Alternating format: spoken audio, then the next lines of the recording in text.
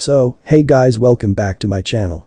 This is part 2 of What If Naruto Returns After 10 Years of Banishment with Karin and Tayuya.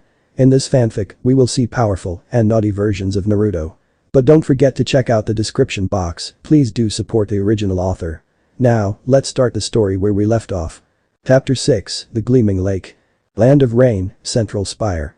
Ino Yamanaka steps into the office of one Naruto Uzumaki. The day was still young, and no one was around. Snooping around allowed her to find several folders of the White Dawn's current clientele, nothing she hasn't bingo. Finding a hidden switch beneath the desktop. Clicking it released a hidden barrier on the top shelf of the closest bookcase, revealing no books, but rather a stash of premium quality ramen. Narrowing her eyes, Ino was torn between face faulting or continuing on, but as she reaches for the noodle goodness, a red file with the Uzumaki swirl caught her eye. Just as she was about to reach for it, a flash of light caused her to freeze. My, what a compromising position you find yourself in, she knew that voice and hated it right now. Turning slowly, she finds the teasing smirk of one Tayuya Uzumaki, camera in hand. What do you? Do not worry. Your secret safe with me. The redhead smirk turns feral, a bead of sweat running down Ino's neck as that smirk reminds her of a certain special jonin back in the leaf for a price of course. Land of wind, land of rain border. Why do you want to fight me? We've done this twice before, remember? Naruto asks from his defensive stance, Kin sliding in behind, frowning with tight lips. I need to test my strength. Sasuke charging forward, this time I won't hold. His battle cry was cut short by a fist to the face, then elbow to the solar plexus, then a fist to the chin, and even yet before he could even realize how bad he messed up, his ankle was yanked forcing him into the dirt sand. The gasping for air was short-lived as Sasuke found a heel drop from his fellow Ravenet, who flips off just as her husband finishes off his hand signs Raiden, electromagnetic murder. Hand slamming against his chest frying him until he replaced himself with an almighty log. The sound of 1,000 chirping birds and a strike through both Kin and Naruto, but both fade like mirages. Sasuke appears before the group of four again, his Sharingan spinning wildly, his clothes were singed, and clear signs of his beatdown were visible. You just got lucky, he sneered charging forward again. Noticing Naruto mumble something before matching his charge, the clash sent a minor shockwave outward and masked the casting of another auditory-based ninjutsu. This Kin's skills are based off the skills she had during her brief stint in Og Naruto, primarily audio-based ninjutsu, but far more refined, targeted and supportive. Naruto ducked beneath a bisected slash, his fist thrusted up into the chin, but that was sidestepped, that allowed the Uchiha to think for that moment he was going to win, before said Uchiha's world went white. His finely tuned instinct saved him as his body already jumped clear as his swimming vision began to stabilize. Naruto was kneeling down yet rocking on his feet with a mocking smirk to draw the Uchiha's anger, using his own trademark smirk before vanishing. Sasuke's eyes snapped to the left, following the blonde, and timed his slash as he got close only for a truck of a punch to hit his right. He felt his ribs outright shatter as he was flung aside, but immediately his curse seal exploded out and his wings helped stabilize himself. Landing hard, Sasuke snapped up, too late. Was heard in 2 snaps as his wings were broken, forcing a silent scream from the throat, before again being slammed into the dunes again, face first. Transformation drops and Sasuke finds his left leg and right arm numb. A quick glance shows Senbon needles littering his body which doesn't make sense. Naruto has never used. Realization dawns as he looks up and sees that bitch. Chuckling to himself, he had actually dismissed her all this time. How foolish. You're so weak, dope. Can't do anything yourself, clearly trying to go to response right, not like you're not half dead. Came Naruto's snipped response, we're taking you in. Finally moving into his sight range for old time's sake, we'll hand you into the leaf instead of the sound. You do better there. Then Naruto leaped clear as a dust yellow snake abruptly erupts beneath Sasuke and encloses around him before returning to beneath. TSK. Troublesome. Back in the leaf there was a collective sneeze within the Nara ranch. Land of rain, Omegakure. Reaching the lake of Omegakure, Naruto sighed as they reached the shore. Home sweet home. Yeah. Kin holding his hand despite their traveling cloaks, this is going to be rough. He whispered to himself, Ra and Simru looking on in awe. As lifelong desert dwellers, this much water is the stuff of legends, and their journey this far has been interesting. Camping along the way was like a family vacation for the former Roran citizens. They had laughs and jokes during their trips, which was easy to have after taking the scenic route. We better get going. No doubt Kushi, Rella and Juk are missing us. Tsuchi comments, causing the blonde to nod. Yeah. No doubt they'll be happy to meet their elder sister. This caught Simru by surprise. It had slipped her mind during their travels, as she was having so much fun with her parents and stepmother that she had forgot that they had mentioned their children. Sister. Both Kin and Naruto turned back to her, the latter with a beaming smile. Yeah, your siblings. Kushina is the eldest and is quite the daddy's girl. Kin, however, was clearly annoyed at that fact. If her twitching eyebrow was anything to go by, then there's Relahan, at which point Kin grinned, mama's boy. Humping her fist while Naruto was grumbling about pansy-ass children. Juk is still young, so we don't know who's his favorite. As he finished speaking, they reached the bridge currently being attended to by White Dawn samurai, backed up by AIM shinobi. Sir. Was called out as the samurai noticed one of their commanders, saluting him as he approached at ease, coolly, Gel. Kin chuckled, waving them off, the two samurai star-struck at the fact that their leaders knew of them personally. Come Simru, Esra, we have much to do. Naruto called out as the group proceeded across. It was no surprise that Karin was awaiting him upon the gate to the village itself. Naruto knew just how potent her sensory ability is and had no doubt been following them since word reached them of his whereabouts. The frown also told him that she had no doubt witnessed his brief altercation with a certain rogue Uchiha she was once infatuated with, still is somewhat, but she would never admit it. She knew he knew, and that was more than enough to never speak of it aloud. What surprised him, perhaps too strong a word, was Tayuya's presence and the lack of playful smirk donning her face, creating a very serious situation, said in report. Matching the seriousness of his two clansmen, there was a breach. Karin stated bluntly, Blonde was rummaging through your office. Tayuya explained, pulling out several photos of a certain Yamanaka in the compromising situation. Naruto nodded before looking back to Karin, are you ready on your end? Yes. The spectacled-eyed shinobi responded firmly, as Naruto ponders their next move for a moment. In that case, I need to play my part now then. The two ladies nod, breaking out in foxy grins that match his time to finish this masterpiece and finally get the leaf off our case. About time. The ham, a throat clearing, broke the trio Uzumaki out from their scheming, drawing their attention to the other arrivals. You should introduce them, no. Kin with a raised eyebrow jerking head to the two ladies standing uninvolved at the side. Alright, Naruto looking fairly sheepish as he turned, then gesturing to them to step forward, to which they did so. Karin, Tayuya, this is Esra and Simru. Turning back to his redeeded co-workers, Esra, Simru, these two are my clansmen, Karin and Tayuya Uzumaki. Day. Esra bowing her head, daughter following suits up. Tayuya waving, whereas Karin narrowed her eyes at them both. Naruto clicked his finger before placing his hand on Tayuya's head, confusing her kai. Naruto pulsing his chakra through Tayuya's cerebral cortex, and a moment later she blinked once, then twice before she pointed at the former queen. Stuck-up queen. Annoying brat. Esra with hands on hips, grinning like a cat just as Tayuya does, you survived then. No doubt by luck. You probably just hid behind Naruto come like last time, huh? Esra snipped back, to which the sailor mouth just blanched one time. The one time. We should play another duet again. This time without the threat of battle. Esra comments, to which Tayuya nods in agreement. Yeah. Sounds good. Before she looks to Simru, your daughter. Yep. Esra somewhat nervously as she looks to Naruto, whose shoulders sag, we should all talk. About this back at the house. Figured. Karin muttered, clearly unamused by this turn of events, turning towards said apartment, let's get this over with. Naruto sighs as Kin, then Tayuya follows as he looks to the two newcomers, come on. Better get this done once and for all. Before walking after his wife and clansmen. With tea served and biscuits presented, the group of women had gathered within the penthouse apartment of the Tsuchi family, and they all sat with Naruto sitting at the table's end. Kin took his right after placing the refreshments, Karin and Tayuya on the left, with the newcomers opposite beside Naruto's wife. Karin was staring the most intensity at her redeemed royal counterpart with narrowed eyes, but a clearing of a throat drew her attention to hard-faced Naruto, causing her to look away. I think it's time we clear the air completely. Naruto announced, drawing every woman's attention to him, Karin, Tayuya, Esra, Simru, and Kin. Let's cut the open secrets out and actually acknowledge the entire family. His words caused Karin and Tayuya to go wide-eyed as he turned to them, Kin taking her seat on her husband's lap, confidently smirking at her friend's expressions of shock. What? You think we didn't know? Didn't notice the similarities in their chakra? You mean? Karin mutters as Kin nods, we know Bashir and Ashina are both my stepsons. Just as Simru is. Naruto adds, smiling at the lady in question, who was smiling prettily at her father, Karin, I know how much you take care of my husband, be lucky that he treats me so well, and I physically can't keep up with him, or it would never have gone so far.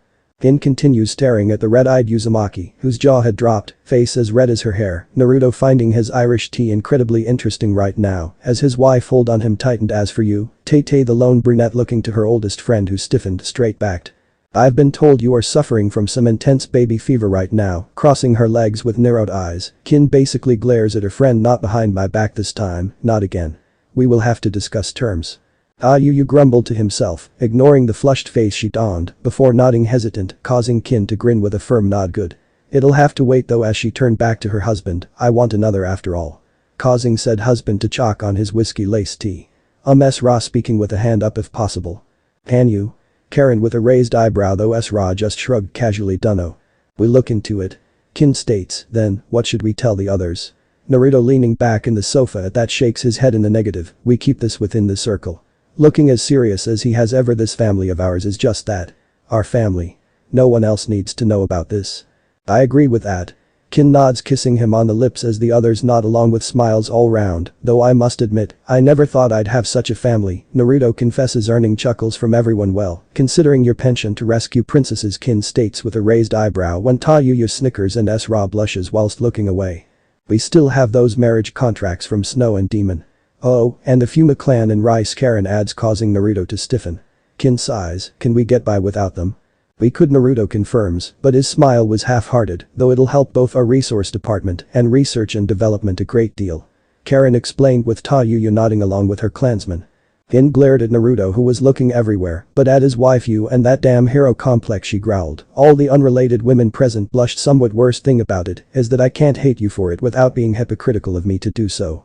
My bad. It's just Naruto was interrupted with a very deep passionate kiss from his wife for a good 10 seconds. I love that caring side you have, but stupid is it annoying. He sheepishly rubs the back of his head with a nervous chuckle. So, shall we contact Sasam-san, Kayaki-san, and Shion-san? Karin questioned, to which Kin sighed again, set up meetings with them. We can go from there. It'll be a family decision though. Naruto adds causing everyone to nod, but Simru raises her hand to which Naruto nods to acknowledge. Should I really be involved in? You're not a child, Simru. You're basically the same age as us. Naruto shrugs, you should have a word in, yes. And she nods, for now, let's get you two settled. Give me a few days to clear my work scheduled, catch up on my work, and we can find something for you two to contribute to. Land of Snow, council room. The messenger rushes into the council with a scroll in hand that was sealed with a sigil of the white cloud. Upon white wax Lady Daimyo the man bows, a high priority, high-class message from the mercenary group White Dawn out of Omegacore. This caused many to go wide eyes. Bring it here. Koyuki ordered with her hand out as the man hands over the parchment as she reads through the document with a growing smile. Milady, what does it say? One councilman questioned upon seeing her smile. It seems my dear friend has finally accepted our proposal which now secured our future. It seems we must show our commitment to peace. She explains as she finally lowers the letter, having read it twice, a big smile upon her face. Prepare our fleet for departure. We're going to Omegacore no Sato. Yes ma'am. They all chorus as she stands among the happy chatter of her council, as it seems that their lady will finally settle down and a dynasty will be restored which will secure their land's future. Finally Naruto, you have stepped up to the plate. I can't wait to meet you again. Kayaki thought as she left the room for her own chambers. Land of Rice, Kma camp.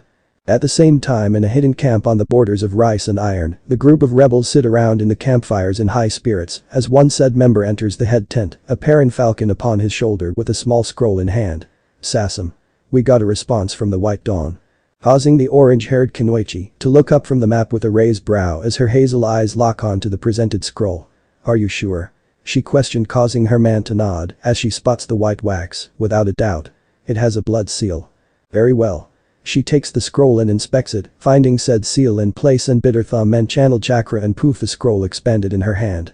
It clicked open, allowing its contents to be read, and a few minutes of silence before a smirk reached her lips. Alright. We're heading into Iron. Causing everyone to glance at her with a raised eyebrow from everyone. Why? Need to go get my man. She smirks as she leaves. Land of Rain, Central Spire. Naruto walked into the central building of Omegacore, Simru at his side, as the staff all stand, salute, or bow as he passes. Welcome back, Commander. Someone declared as he nodded back. It's been 3 days since he returned with Simru and her mother, had that talk, and she has met her younger siblings. Both official and unofficial. Simru was being inducted into the forces by acting as her father's assistant, thus stayed at his side as he was doing his rounds as his assistant. Eventually reaching his office, they came across Tayuya with a file and a serious face. We have business to discuss. Come in then. Naruto passing her by and entering with Tayuya following, Simru closing it behind her. The Yamanaka is in the net. Good.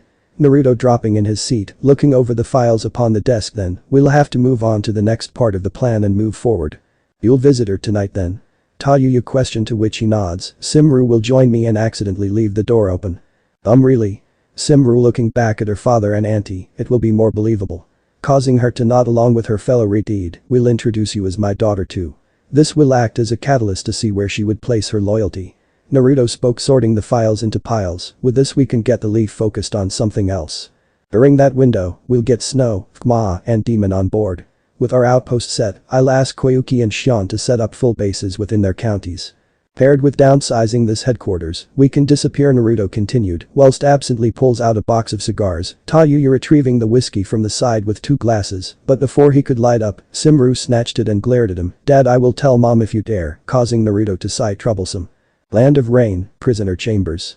Ino looked up when the sound of the door's locks clanked open, the darkness hiding the entrance of the door. I'm disappointed in you, Ino. This caused said woman to gulp, the glistening blue eyes narrowing at her as he appeared in the light that hang over the blonde, after what you said and all.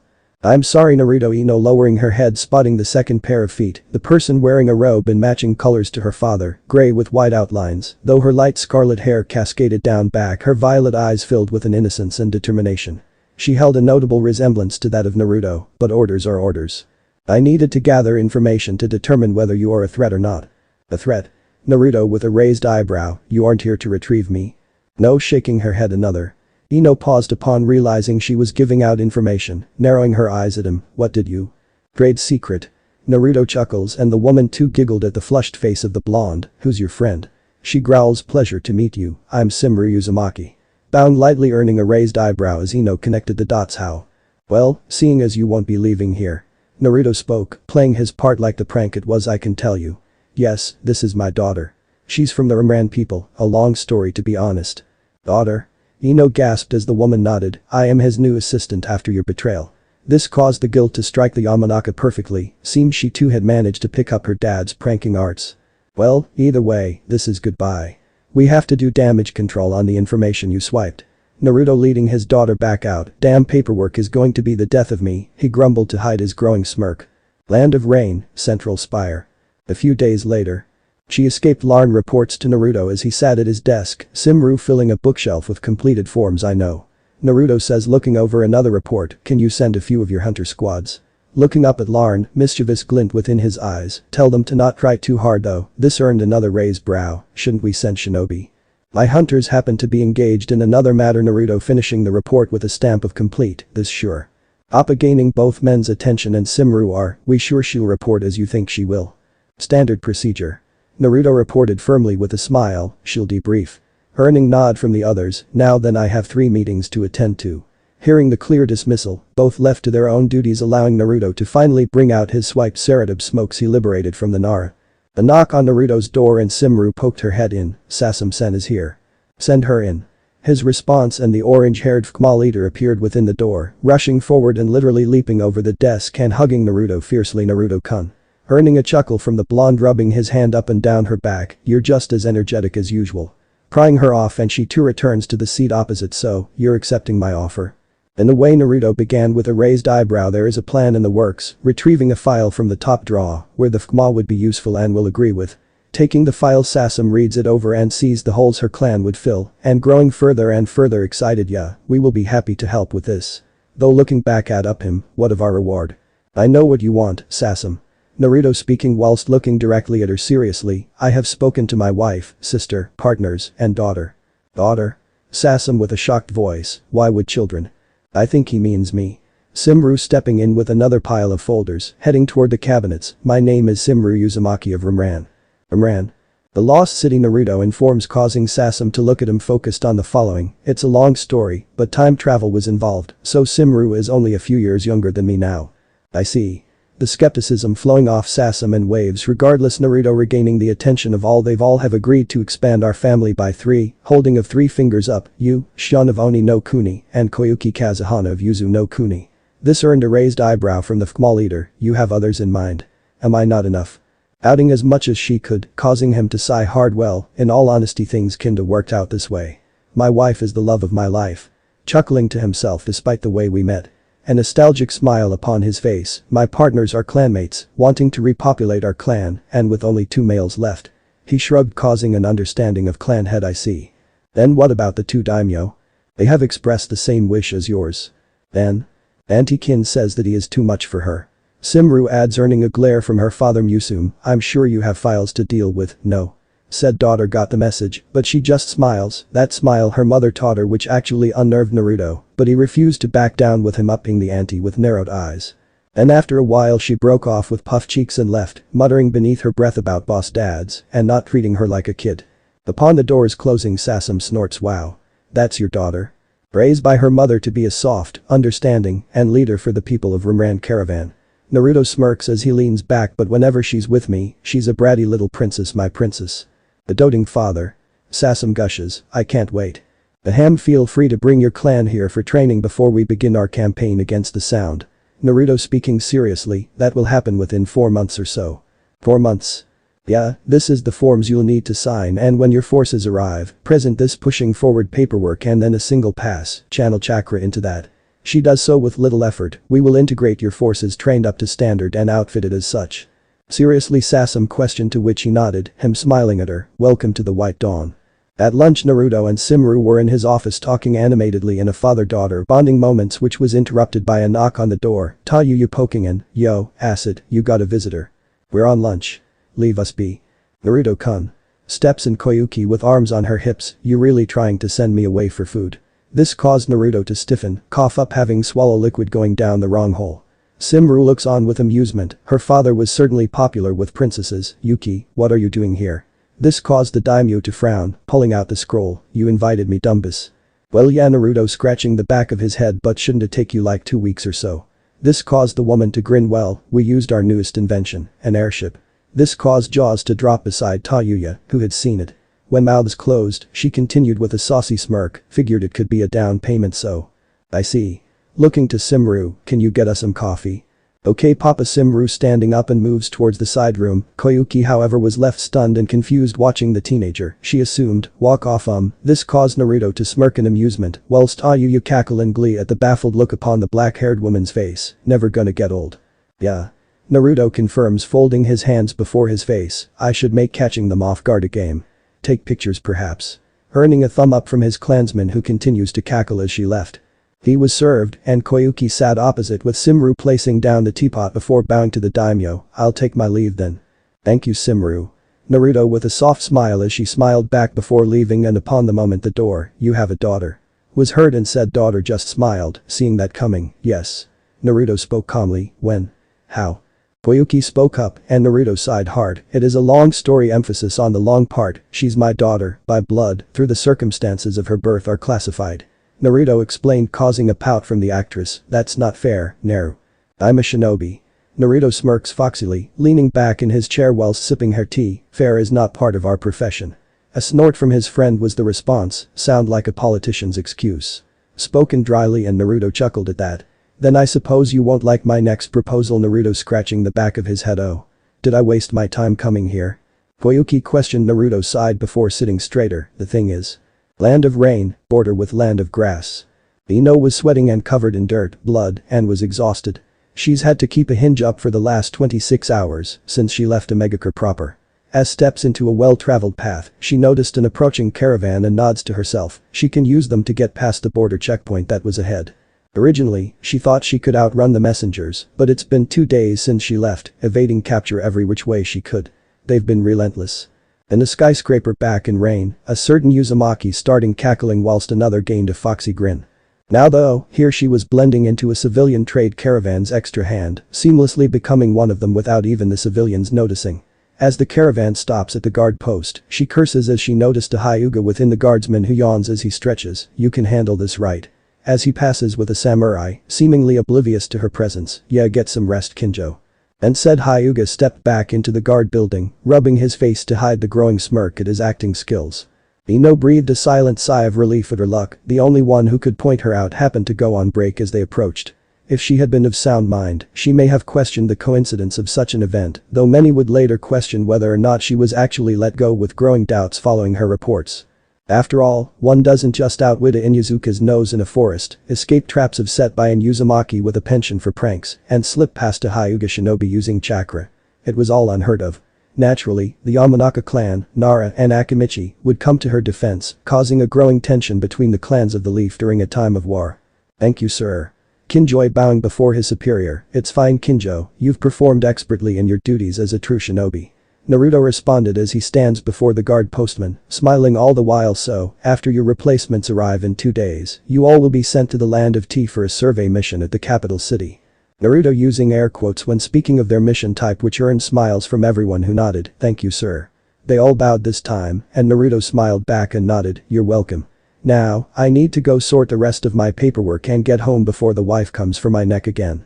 Whispering the last bit to himself, but not just in Yuzuka's ears, but the rest too, heard it and snickered as Lady Tsuchi as much of a taskmaster as she is rumored to be. "You have no idea, Krieg." Naruto snapping at the snickering in Yuzuka, before eyes narrowing, "What rumors?" This caused all 16 shinobi to stiffen, cold sweat permeating the room, though Naruto's eyes grew cold at their refusal to answer. "I said," spoke lowly, but clearly with a very prominent undertone of promised pain, "What rumors?" No one would ever tell of that meeting's outcome, but it predates the death of numerous whispers of Kin's fabled flexibility, flute work, and sweetpence. No one knew who started the last rumor, though should be noted that Karin had gone missing for a full week, and upon her return, she seemed skittish when around Kin. Chapter 7, That 1-year mission. Land of Rain, Naruto's office. The rain pelts down, clouds block the moon, creating a very moody midnight atmosphere. As Naruto looks out over the hidden village, he helps manage in return for basing their group out, just like his former foes once did. Circling the cold beer in his mug as his guest finally arrives, the shadows masking them both from one another, the light from far below scarcely illuminating his frame. "I trust that you were successful. Did you doubt me?" "Never." He almost whispers as the figure steps beside him, holding 2 double vodkas on the rocks, no doubt from his top shelf and vintage from Kaminari no Kuni. Downing his beer, placing it aside, and joining his other closest ally at the desk, "You didn't answer." "Unnecessary." As the thick binding lands on his desk, weight 2 bindings sealed shut, the leaf needs better security. Sipping her drink as he lights another smoke, or breathing the smoke out slowly, glancing at the woman at his side, "You're just that good." She smirks at that, shrugging lazily. "Maybe." Silence returns as he gives a cursory glance over the initial report with him in his chair. She's sitting on the desk right next to him. It was comfortable. "I want some time off." "Hi." Naruto whispered, immediately trying to dispel the disguise, unleashing his chakra several times in quick succession, earning a blush from his companion. I know," hanging her head as he fully turns to her, her blush hidden by the darkness. "I'm a workaholic." "Karin is a workaholic. You have long since passed that." Naruto spoke seriously. "You haven't had a break since." He trails off before she smiles longingly. "That 1-year mission we had." "Exetsu," he whispered, to which she shook her head. "I turned you down, not because I don't love you, nor you me, but the others." And she trailed off before being engulfed suddenly by her closest companion, friend, and last love. "It'll be okay, Nay. No one's around so you can cry if you want." The silence that stretched was painful as the sniffles echoed in the darkness. "He would have been 7th birthday tomorrow." She whispered with so much pain, Naruto felt horrible that all he could do is offer his chest for her to cry in, his hands running through her long white hair like he used to do when they were on the route. "I know," his whisper drowned by the air around, "our little Totsuka." He pulls her to the side room's couch, their drinks in hand, as it seemed their celebration of the one left behind by time would be remembered by the only 2 that knew. 8 years earlier. Land of Wind, Kazukiage office. Naruto arrives in his sand Anbu gear, which was comparable to their leaf counterpart, but pale dust mask with black markings. "Kitsune, glad you made it so quickly," spoke Gaara, the sand settling after the sudden body flicker in. A nod from the masked shinobi. "There's a mission that requires a delicate yet unyielding touch." "That's one way of saying you want mass destruction unnoticed and unchained to the sand," the masked shinobi announced. His eyes are drawn to the new pale mask at the side, the markings of the hidden grass Anbu. "Your partner for this mission," Gaara announced, sitting back in chair as the Anbu stepped into the light of the office. "I heard you're the best they have around here." "Deception is the breath of a shinobi, no," Naruto added, causing the other 2 to nod. "Very well. Though, once we leave, we must stash our gear. We can't be acknowledged." "The blank operation, huh?" Earning a nod from his fellow Anbu mention. "Then when do we leave?" 7 weeks later. 2 hooded figures arrive at another nameless village, somewhere no one knew dared say, as they slipped into the crowd with practiced ease, reappearing in a room within an inn. The cloaks were dropped, and the whiskered face of Naruto came into view. His blonde hair was hidden by a dark bandana, though a few strands escaped by his left ear and right eye, as it refused to be restrained. Exetsu, on the other hand, wore a sleeveless kimono over a green top that only has a long green sleeve covering her left arm, along with a green bandana. Her stoic mask was on in full, and Naruto was getting somewhat irritated by it, but decided to let it slide for now, keeping his own version on as they went about conducting maintenance on their equipment and themselves. Much to his surprise, however, she was the one to break the silence. "We're almost at our objective. Are you sure you are up for it?" Her unique grey eyes staring into his sapphire blues that were blank of emotion. "Pretty sure sneaking into a prison is counterproductive to one's life." Amusement dancing across his eyes. She doesn't respond, and the stare down continues before Naruto just nods almost imperceptibly, to which she gets up and heads to the shower. "Last one for a while, huh? From now, refrain from referring to me in the female tense. It'll help the operation go smoother." "Fine." Naruto snipped. "I'll watch your back and get this box destroyed." Retrieving the chakra die from his pouch, getting ready for this long-term scouting mission. "I just hope this contact of yours is on time. Just fill out the papers." She responded from the next room, to which he puts the pots down before rummaging through his pack again, finding the documents already filled out, and places them on the desk. "I have. They're on the desk." "Good." She coming out from the bathroom. "From here on out, we're in business mode." "You're always in business mode." Naruto snipped as he passes her by. "You need to act like Anbu too. You need to lighten up. We got this." Naruto blows a raspberry before closing the door, and she sighs. He can be so childish. Mizuki Castle. A week later. "Menma, a guard says, looking over the red-haired blue-eyed man in cuffs before him. "And Uzumaki perhaps." Said man spits at the ground. The man stands. "Screw you." A punch to the gut caused him to cough and wheeze. "Regardless, none has ever escaped from this place, and you certainly not be the first. Take them." 3 months in. Menma, Naruto, sits in the cafeteria with 2 inmates that he was usually found with when Rigetsu enters and starts getting harassed by a few of the bulker groups. Leaning back in his chair, Menma watches them all try intimidating and belittle the newcomer, but instead were ignored, causing them to get louder. This drew more attention, which goes against the plan. Thus Menma shouts out, "Oi, Rugrats, take a hike. We're trying to eat over here." Said men looked to him a grumble before moving off. None wanted to mess with Menma. He had beaten 3/4 of the thugs in a bare-knuckle brawl within the first 3 weeks of his incarceration. His 2 lackeys are just 2 guys who are usually bullied if they leave his side. At night, Menma steps out into the shadow behind the castle and nods at Ria, who steps out from behind a tree. "I think you've successfully drew their attention." She whispered and he nods. "I noticed eyes on me constantly now. The plan is going well." "Too well. I haven't found anything on my end." She mentioned, causing him to frown. "That could be a problem." She nods at that as the 2 fall silent for a moment. "Solitary?" she questioned, and he mulled it over for a moment before nodding. "Solitary." He confirms, and within the flicker of the nearby light source, both were gone. A month later.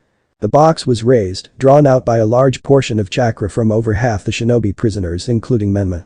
A demon came out and began wreaking the place, and just when all hope was lost, a massive punch threw it into the castle itself, protecting Rigetsu. Naruto lands beside her and offers her a hand. "I thought you. The seal only works on external sources, remember?" He grins. "I have sage chakra and chakra seals on my skin." "Why didn't I?" "You do." Naruto then presses a small tattoo on her lower back. "Feel this?" She nods. "Channel a small part of your chakra there." She does, and suddenly a rush takes over. "It won't last, but." "Thanks. Let's beat this thing down." He pauses before bringing her into a firm hug, the demon smashing through the guards behind them. "I'm sorry," he whispered, and for the first time, she gripped him back and just enjoys the warmth. "You know we can't save Miku now, right?" "But he pulls back before placing his forehead against hers, staring directly into those grey eyes with multiple circular patterns. "He isn't gone, but that isn't him." Placing his finger on her heart, he continues, "Miku will forever live within your heart. Hold him close, but in his name, we have to stop that thing." Despite his words helping solidify her resolve, she couldn't just know. "In his name, I have a plan. Can you distract him?" she whispered, and he smiled, finally pulling back. "No sweat. That's my job, right?" Leaping off into the chaos.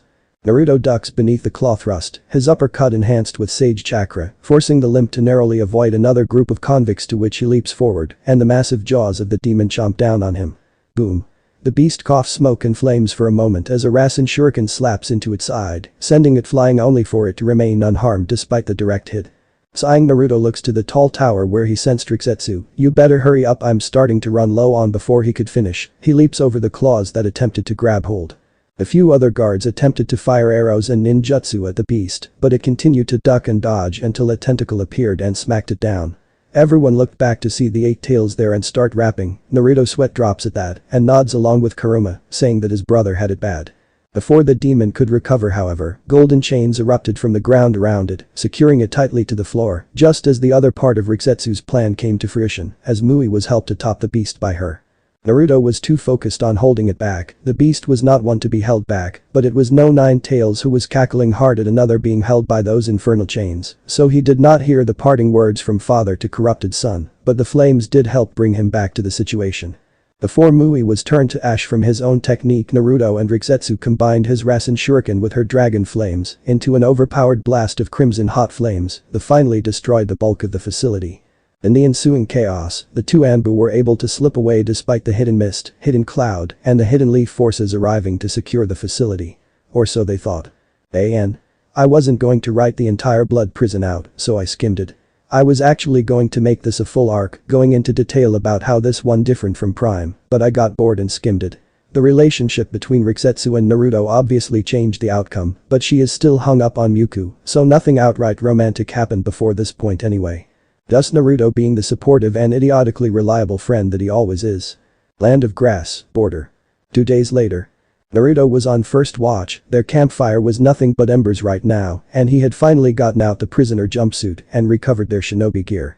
As he continued in the tree, his slit eyes find their way to Rikzetsu's sleeping form, and his heart went out to her. He could see the tear tracks from his spot, knowing her fatigue was far greater than his, as he had no emotional attachment to this mission directly like she did. No doubt the fact that she couldn't save her childhood friend after so long was emotionally draining. Returning his gaze to the sky above, he wonders what he would have done if he was in that position. Could he have killed one of his precious people if they had gone down the path of darkness? Naturally his thoughts went to his once best friend Sasuke Uchiha, who had recently betrayed Orochimaru and was on the run. If it came down to it, could he kill him? Probably not. Beat him. Without a doubt. That being said, his thoughts were abruptly halted by a clone's memories of 3 squads of Bolt closing in on them. Dropping down, he immediately buries the remains of the fireplace with a small earth technique that awakens Rikzetsu in the process. As she snaked her eyes up to him, he signs 3 squads, northeast, closing slow. She nods and they pack up their gear in less than 30 seconds. Before fading into the night. The clone guards overhear their conversation about finding the 2 convicts from the castle and swore they were here. Receiving the memories of the clones, Naruto came up with a plan. A plan not even he would like, but it was the best course of action. Probably. Landing on a branch further ahead than his partner, he signals for her to stop, to which she lands silently beside him. They're looking for convicts from the prison. Are they still tracking us? She asks, to which he nods. Somehow we'll have to find out how. And then. Hey kid, on your leg there's another seal. Naruto paused midway before glancing down at his leg, but realizing it's taped up, he looks back to her. I have an idea. Follow, leaping off in another direction with Rikzetsu hot on his tail. After another hour of running through the wilderness, they come to a lake. Naruto sits on the edge and then begins to disrobe, much to the shock of Rikzetsu, who went to hit him, a slight tint hue to her cheeks, when Naruto growled whilst looking at the back of his calf. That must be it, he murmurs, and she peers down to see a small line kanji printed on his skin. When did? I don't know, Naruto admitted as he unsealed his brush, but it's rather simple. It seems to work off the basic principles of regular pulses every half hour or so. That means she too goes to take off her shoes before he pauses his efforts and grins. I have a better idea. Oh? Yeah. We keep them on and head towards Rice Country. Rice Country? Why? That would cast suspicions of Sound's involvement with grass. It's not too far-fetched, and it would be hilarious to see the Cloud take on that ox, wouldn't it? Naruto adds with a mischievous glint in his eyes. This prank for the snake theme would get him back for all the bull he's put him and his friends through. You know that this is crazy, right? Rikzetsu with narrowed eyes, only for Naruto to shrug. This is meant to be a blank op, right? What better way than to end it by framing someone else? She could refute that. Sure, she was now technically a rogue element, a nuke nin, but still. She sighs at that, something she's only done in the presence of this man. Fine. You're right. He grinned massively at that as he retired his legs wraps. But you owe me after this. Sure thing. Naruto waves her off, leaping to his feet before looking around and nodding. Those guys are probably nearby based off the timing Naruto began, and she looked at him incredulously for a moment before going blank-faced again in business mode. She orders and he sags his shoulders again. Yes. Her curt response, to which he sighed harder and nodded before they both took off towards Rice Country. A week later. Fight me dope. Naruto facepalmed at that idiot that just tried to Chidori him out of nowhere, his 2 cronies at his side. Look. I really don't have time for your bullshit, Uchiha. Completely blank face as Rikzetsu observes with only mild interest. You will fight me so I can get my. Naruto takes up Rikzetsu's hand before the 2 body flickered away, but just as the trio were about to give chase, a Bolt team arrive and spot him. Uchiha, a good prize, huh? And you are not worth my time. Beggin'. Sasuke looking in the direction of Naruto and his friend for only a second before the Bull team moved to strike. Ravenette eyebrow twitched at the fact that he was just past a tracking Anbu team by his former idiot teammate. Crunching through the snowy mountains of the Land of Iron wasn't what Naruto had in mind for a relaxing time. After passing through Waterfall, he thought they had lost him, but a ping on the edge of his clone's sensory range shattered that hope. Whose idea was this again? Oh right, his. Glancing to his shoulder, Rigetsu was still out cold, those guys almost had them at the border, had it not been for the samurai who missed their hasty retreat and forced the bold guys back. Chuckling to himself, Naruto looks to the cloudy sky. You're probably not going to let me hear the end of it, right, Rigetsu? Before continuing his trek as he can see a cave not too far away, though the lack of trees means firewood is likely to be even scarcer. Stopping again for a moment, a pair of shadow clones appeared only for one to fall asleep immediately earning an eyebrow twitch from the original he then sighs again. It has been what, 48 hours? 90 boss. The clone yawned and stretched before moving in another direction right. Naruto murmurs before continuing his way, forgetting the sleeping clone where it lay. Perhaps he'll gain some energy from it when it dispels. In the cave, which turned out to be a lot further than it looked, probably, Naruto put down his friend against the floor before looking around. It was quite large, at least 5 to 6 meters tall and wide, but best of all out of the snowstorm that has just started to form, I hope my clone gets back soon. He sighs again as he begins to redress the wounds upon Rigetsu. Reaching into his pouch he pulls out 2 rolls of bandages and finds himself sighing again. Times like this, I really wish my chakra wasn't so corrosive. Sorry brat. Just unlimited chakra with a hint of toxicity. Not that Naruto cut the connection, too tired to argue with the furball, as he continues to clean the shoulder wound of his partner. By the time he had finished, the clone had returned and only barely placed a few branches down before it dispelled. The small influx of chakra was helpful but not required. Lighting the flames, Naruto moved the comatose Kunoichi closer to the warmth as the snow began to really come down. Sitting by the entrance, keeping watch again, he glances back at his friend. It's been a day and a half, I hope you awake soon. Sighing again he looks out and finally receives the memories of the clone he left behind. He nods, no one followed them. The first bit of good news in a while. A few hours later, Rigetsu awoke to find herself in a cave atop a futon. Looking around she is reminded by her injuries by a dull thumping on her shoulder when a comforting hand slowly pushed her down. Easy there. Your wounds have only barely closed. Don't mess them up. How long was I out? 2 days. That caused her eyes to snap open, those piercing blue eyes staring back at her dully. Then, let me at least. You're still injured. Naruto shaking his head but she pushed herself up, clutching her left side. Get some sleep, you moron. Glaring at him, you were already on fumes when we stopped to camp before the ambush. Almost 5 days now. I've running on food pills and chakra. I know what I. Shut up and just listen to me for once. She growled, causing him to blink owlishly at her. Just sighing again she looks into his near lifeless eyes. Naruto. Sleep. We won't be going anywhere fast. So do us both a favor and get some sleep. He pursed his lips in a thin line. He knew he wasn't exactly thinking straight, and were it not for his partner's chakra, he would have already been out cold long ago. No doubt he'll be asleep for a day at least, 3 at most, but okay, he barely whispered, but the slightest sign of trouble and you wake me. Glaring at her, to which she nods at fine by me. Slowly and with great effort standing up and shuffling over to the cave entrance where she found a small pile of branches and wood for the fire already dyed and prepared. Looking back, Naruto was already out like a light. Unbeknownst to Naruto, due to the high concentration of Biju chakra that was running through his core, many of his cells became damaged as a result. Kuruma noticed this and withdrew it all back, yet the damage was already done. Help came, however, from an unlikely source, which is when Naruto's Uzumaki genes would fully awaken, though the Namikaze ones were still as stubborn as ever. 2 days later. Rigetsu had a lot of time to think about the mission, self-appointed it may have been, but ultimately for the greater good it was better that everything ended with the box destroyed and her friend finally laid to rest. She had noticed the sewn-together patches on Naruto's gear. It was clear that he had taken a direct hit, and the only time that his guard was down was when he had caught her after the narrow escape at the cut to her shoulder. The man was clearly going for the kill, but she managed to shift it enough to save her life. Then, despite being injured himself, her partner had carried her up the mountain range and find shelter before the snowstorm hit, all whilst not having slept. He really is a dedicated friend. Though for some reason her heart hasn't stopped beating in her ear. He's just like, nope. Not going there. The sound of groaning and stretching brought her back to the mission. Looking back into the cave, Naruto had finally shown signs of awakening. Being injured, she hadn't been able to find food and like him, had been surviving on ration bars and food pills. It's for the mission. As he sat up, rubbing his eyes, it only took 5 seconds for Naruto to recall the situation and become alert. "How's everything?"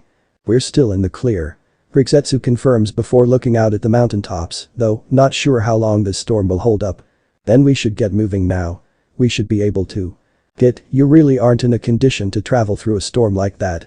Kuruma almost shouts at him. "We don't really have a choice here, furball.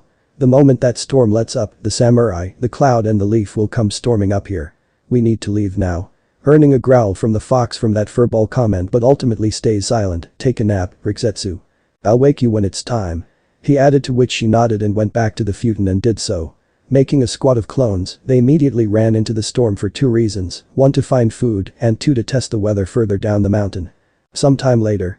"Rikzetsu, time to get up." Naruto shakes her away, to which she sits up quickly only for Naruto to help steady her. He smiles at the confusion on her face before she's schooled to eat. Presenting her a plate of meat, to which she rips through rather unladylike. Not that Naruto cared. After finishing up the 2 rabbits, the 2 set off into the snow-bound mountains and continued to head to the east, much to their pursuer's dismay, and during their snow walk Naruto handed Rikzetsu a parchment. "What is?" "When we get across the border, activate it. It will destroy any seal currently active on your body," Naruto explained, causing her to look at him confused, to which he offered a weak smile. The bags under his eyes added to the wariness in his voice. "I had a lot of time to work on it." A shrug as he continued to advance ahead, the duo walking in line with one another, disguising the fact that they were leading their chasers into a trap. Land of Rice, Rain Village. Naruto slumped down at the bar, Rikzetsu beside him as she called over a waiter, a bottle of sake and 2 saucers. Gaining a nod only for Naruto to sit up. "Any smokes?"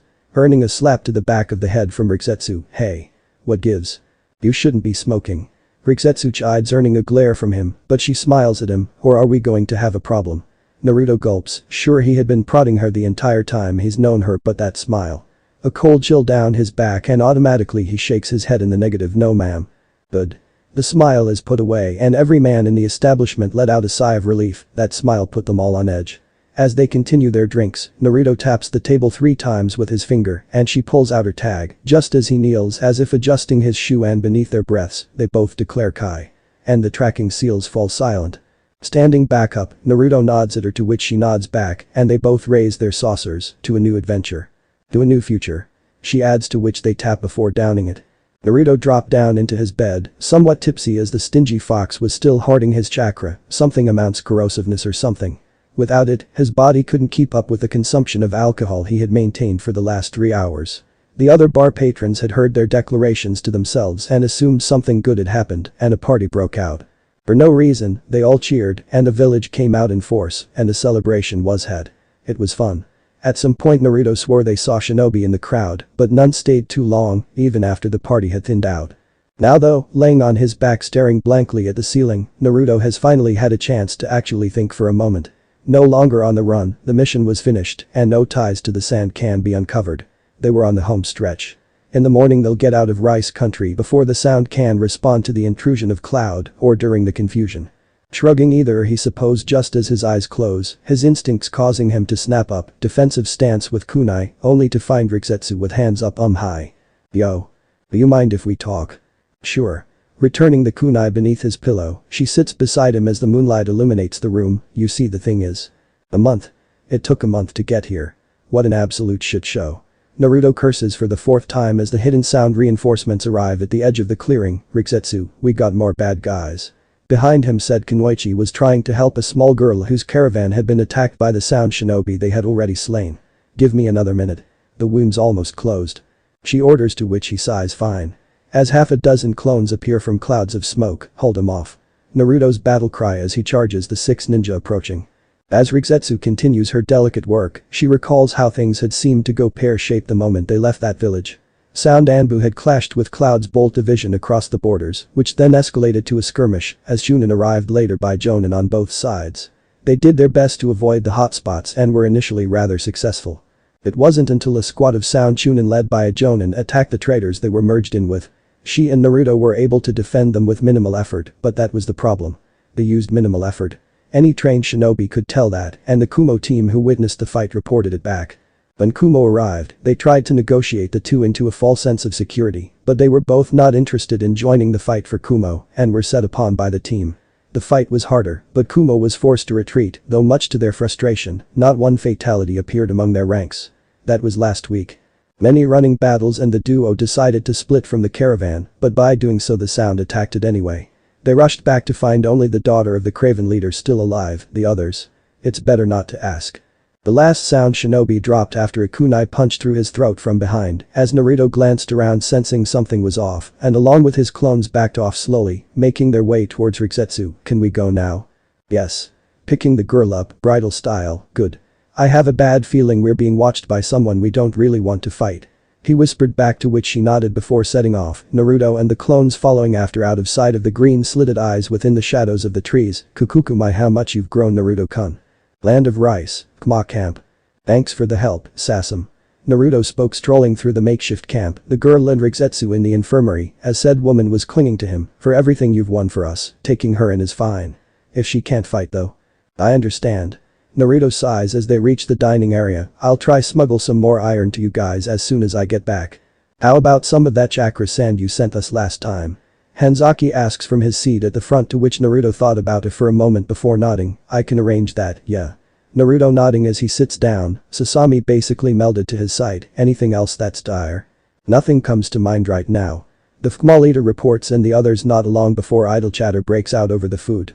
Naruto enters the infirmary tent to find Rikzetsu slowly stroking the hair of the civilian girl's hair. It was a dark shade of brown, and she was constantly bugging said Kunoichi like a little sister, her elder. She's so innocent. Rikzetsu whispered as Naruto approached. I know, equally as softly as he placed a plate down on the tray before handing one to her. Eat. We'll be staying the night and leave Rice come morning. But what about? But he shakes his head, causing her to tighten her jaw. There's nothing more that we can do. If she wants to live, she'll pull through. Shinobi medical jutsu aren't miracle workers. They help greatly, but she's on her own from now. How? How can you be so callous about this all? She looks at him, but his blank mask was on, her eyes harden. You, who's always preaching about bringing peace to the ninja world, breaking this damn cycle of hatred. That's still my goal. Naruto cut her off but sighs so hard, he seemed to age a century in that one act. I've tried so many times to save everyone. To defend the world from itself. Looking down at his hands, I've tried so hard to stop it all, but yet his eyes turn as cold as the mountains of Iron Country. In all my efforts to protect the world, I let so many things slip through these fingers. I lost sight of everything and everyone, and cost me more than I care to recall. It's not that I am callous, uncaring, nor am I unbothered by it. He glares at her this time. No, he just resolves. We are shinobi. As much as I wish we could do anything, we can't save everyone. I will try, Kami knows I will, but I won't lose my sight on those around me to achieve my goal. Before walking off, now very much in a bad mood.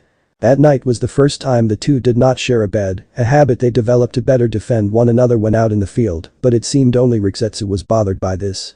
Naruto wouldn't say anything as he too was somewhat used to her being at his back, but wouldn't admit it.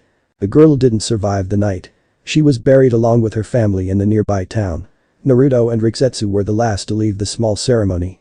Land of Hot Springs. Capital. Naruto and Rikzetsu arrive in the capital of the Land of Hot Springs. Naruto personally didn't want to be here. There was a high probability that there were toads lurking within the steam, but Sasam had basically ordered him to come to help get Rikzetsu out of her emotionless lump. Her mask of indifference was firmly affixed, and Naruto was growing further annoyed by its presence. Idly he wonders why so many of his female friends are so pushy and bossy all the damn time and not listen to his input.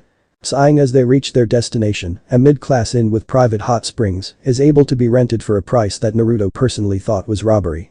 After reaching the room, the white net sat on the bed, then stared at him with that piercing glare. So are we here? To relax, obviously. But the mission is finished. Naruto cut her off, short fuse already lit from this emotionless act she had since Naomi died. We are free agents right now. You're presumed dead or missing, and I have a long established habit of going underground for a month or two at a time. I'm leaving. She gets up only to instinctively catch a thrown robe at her. Take some time to soak, clear your head, then come back and we'll eat. Naruto ordered as he went to take a seat to remove his shoes. You aren't my move. His eyes narrowing at her, his tone as solid as steel, promising to stand against any counter she could muster. The glaring match 30 seconds before she sulked off. She was definitely sulking even with that emotionless mask on, to which Naruto sighed again. She's so hard-headed. Pedal, meat pot. Save Ikaruma. Earning a snort from the beast within. Rikzetsu wasn't expecting much of anything when she finished washing herself. Stepping into the water was a simple affair until she was fully sat in and her body tension slowly subsided. She felt calm and collected, truly this time, allowing her to contemplate the backlog of thoughts he had pushed back in place of thinking about the mission. Letting out a breath, not a sigh, she wondered if she had done the right thing. They had left the traders in hopes of drawing off the shinobi attacks, but those sound bastards targeted it anyway. For no apparent reason other than it is having adequate guards. If they had stayed, Naomi and her parents would have survived, right? Her tale of thoughts halted upon another set of women entering the spring not too far from her. Looking up, she was met with lavender-tinted eyes that looked surprised upon meeting her own. "Sorry if we startled you," she said, but her response was rather soft-spoken. "It's fine. I should have been paying closer attention to my surroundings." Earning a slight giggle from the newcomer. "Hey, Hinata, she a Hyuga like you?" asked a platinum blonde girl at her side, to which Rikzetsu shook her head. "No. I am not a Hyuga. I'm here on vacation from the land of Fang." Lying smoothly as the Anbu operative she is. "I see, it's just your eyes are so similar too." "Similar but not the same." Rikzetsu sighed as the blonde bimbo kept yapping on about their eyes, colors and then fashion of the capital. Not even 2 minutes later, Rikzetsu had enough and got out without saying a word to the two left behind. She could overhear their whispered words, however. "She's definitely a Kunoichi." "Yeah, her chakra levels are higher than mine." "Is she here alone?" "I think so. We should check in with Kurenai. See if she's in the bingo book." Rikzetsu scoffs at them, trying to be discreet. "She isn't in that book, yet at least, and by the time they check they'll be long gone." Naruto had just finished setting the table with the food he ordered when his partner walked back in, clean and fresh and somewhat more relaxed. Nodding at her, she nodded back, unaware of the seals that lit up upon the door closing. "Have fun in the spring." "No." Two Kunoichi kept yapping about nonsense. "I had to leave, or I'd go mad." "I bet," Naruto chucked, and the two sat to eat. Mealtime was silent, but the moment they both finished, Naruto just stared at her, who stared back. "It wasn't your fault. Nor mine." "I know." Rikzetsu sighs as her mask finally comes down as the blonde stands up and comforts her for the first time in forever. The former flower group Anbu wept in the arms of another. Midnight arrived to find Naruto leaning his back against the headboard and his partner, who had cried herself to sleep, resting against his chest as he stared out the window. Absent-mindedly he was running his hands through her long white hair that she had finally let loose, as if representing her own mental changes. He himself, however, wasn't sure what kept him awake. For the last few months they had taken shifts in sleeping, sure, but now they were relatively safe and even had a barrier over the room to prevent detection of either of them. Yet here he was, wide awake whilst lost in thought.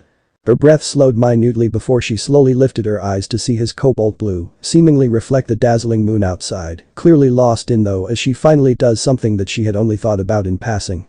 Naruto was jolted out his thoughts when his lips were captured by those belonging to Rikzetsu, and that moment of shock was further extended by her invasion of his mouth. After a quick reboot, he responded in kind for all of 10 seconds before she pulled back and they stared at one another. "Rix, her finger stopped him just for tonight," to which his eyes soften and nods. "An. Removed, as this is a T-series, not an M. For my eyes only then." The sunlight perfectly lands on the eyes of one Suna shinobi known as Naruto Uzumaki, who immediately began cursing it for waking him until the smell of clover registered in his mind. Peeking one eye open, he is greeted to a mop of white hair and a warmth in his chest. Hugging tighter, a sense of contentment fills him as he lets out a full sigh as he kisses the head in his arms, unaware of the fact that his bedmate was already up and trying to escape before he did.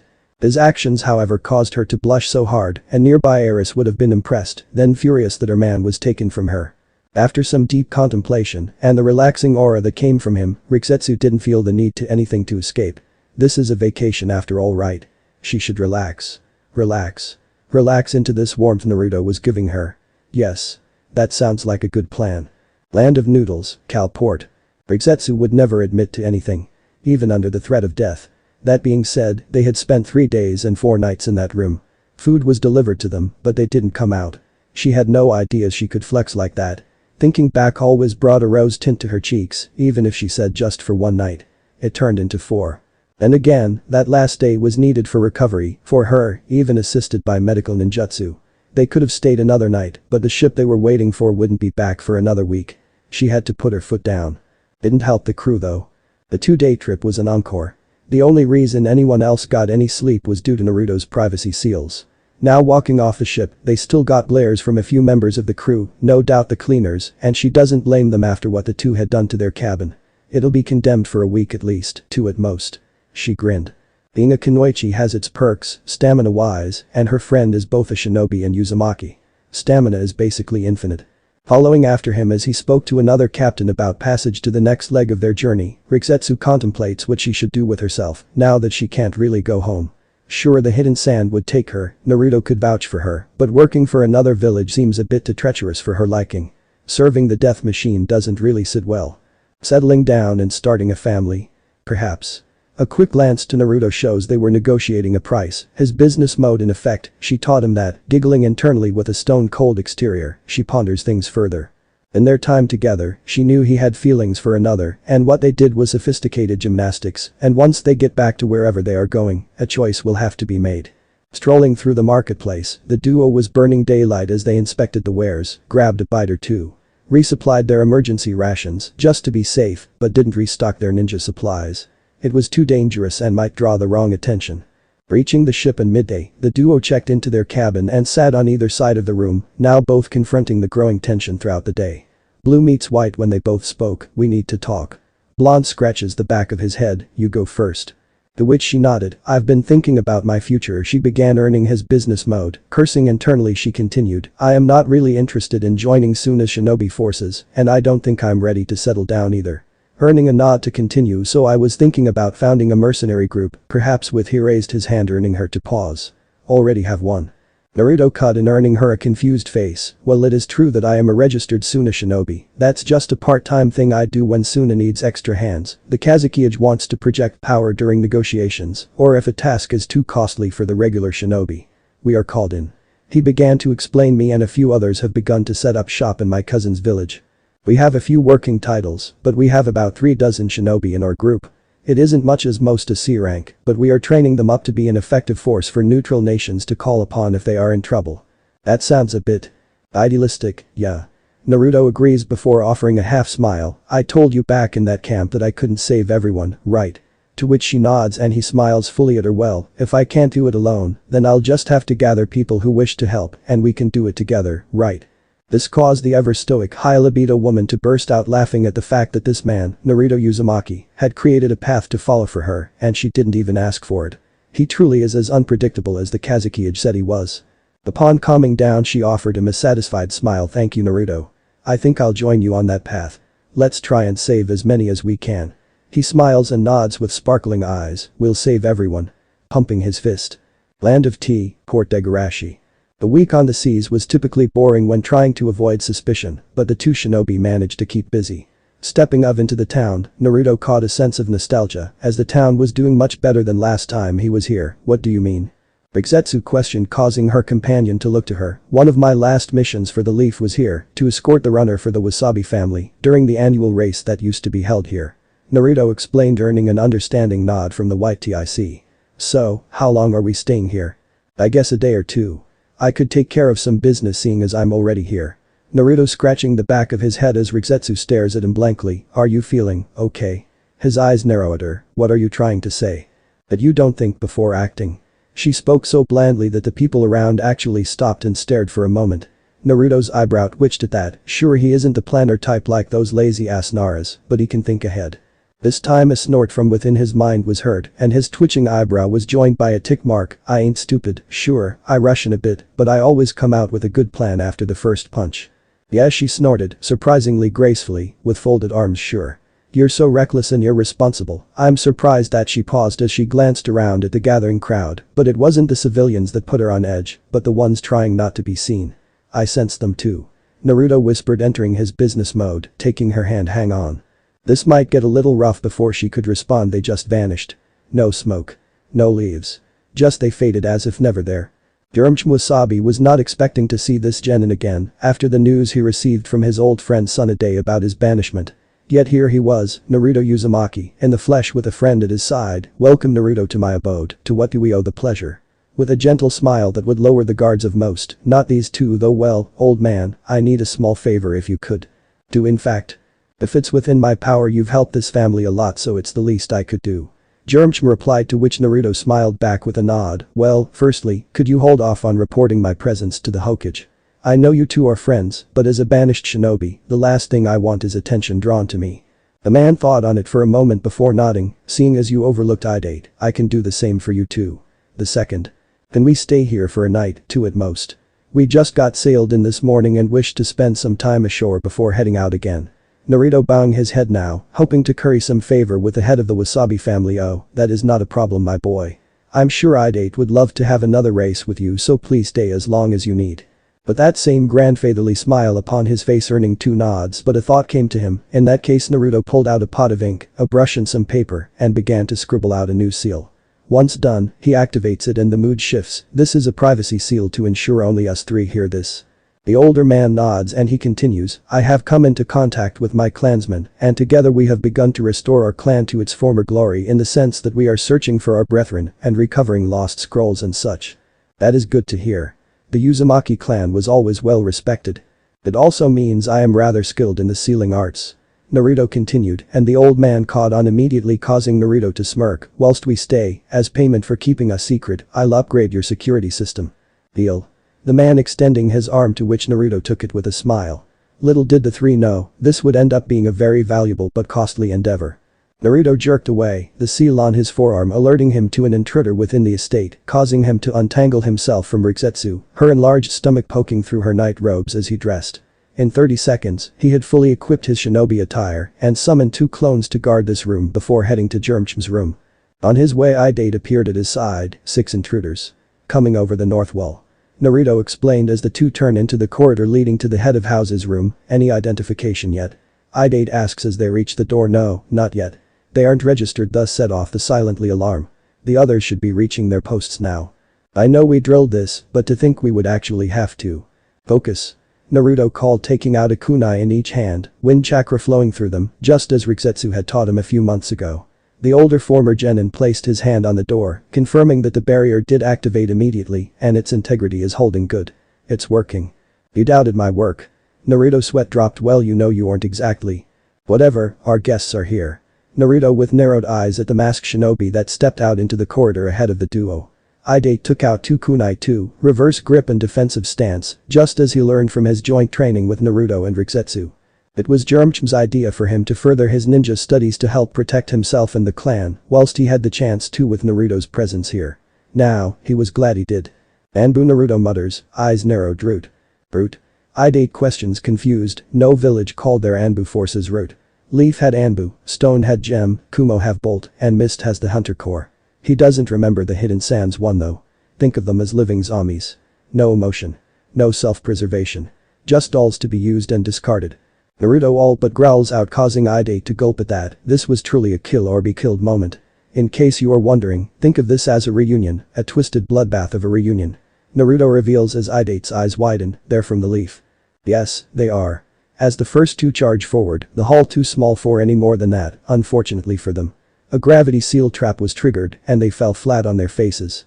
2 wind charged kunai later and 2 weren't getting up. The 2 at the rear started going through hand signs. Grand fireball. You're up, Idate. Naruto calls and said 10 steps forward, going through hand signs himself. Fire style. Grand fireball. Called out the Anbu earth style. Mud wall.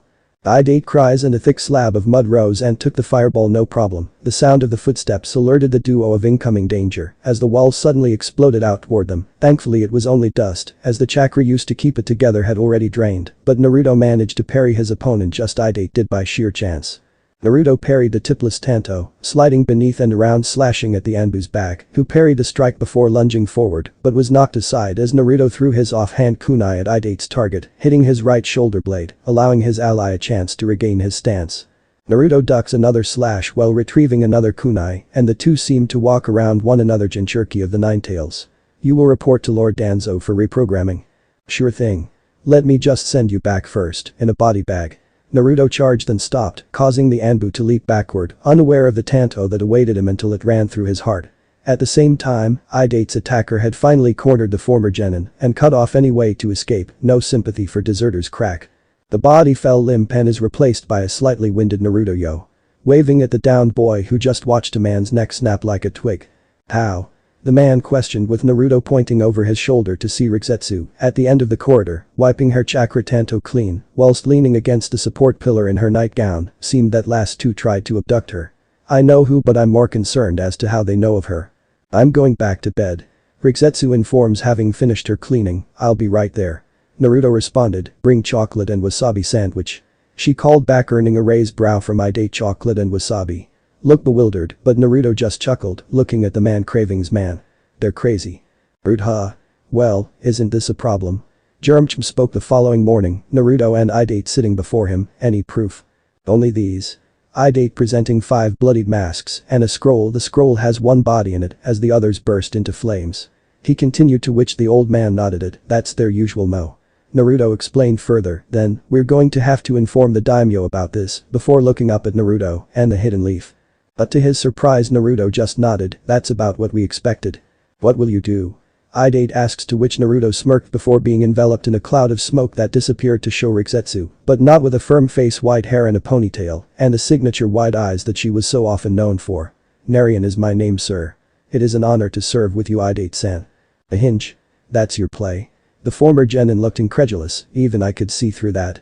Bringing his hands up into the ram hand sign Kai. Nothing happened, cheering up a large pulse Kai. But nothing again, and Narian just smirked, this isn't a hinge. This is a full-on transformation. It won't be dispelled by anyone, nor can it be pierced by Dojutsu. I am actually like this until I release it. Cool. I'd starry-eyed, can you? No. Instant rejection as Naruto turned back to Jermchim, who nodded, send your letters. We shall be fine. Very well, Narian. 2 weeks later. When news broke of a shinobi attack on the Wasabi family, the story that was spun, those members of the now defunct Wagarashi family seeking revenge. They didn't get much traction, but those purposely spreading them were detained on charges of attempted incitement. During the investigations they would all turn up dead in various ways, with no witnesses stalling the investigation a fair amount. The group of Chunin were sent to the Wasabi family home to secure and investigate a scene of the crime. A team Narian was not familiar with, Team 13, consisting of a Inuzuka, a Hyuga and a civilian girl who seemed to have taken charge. They were freshly minted Chunin, if what Narian was able to overhear.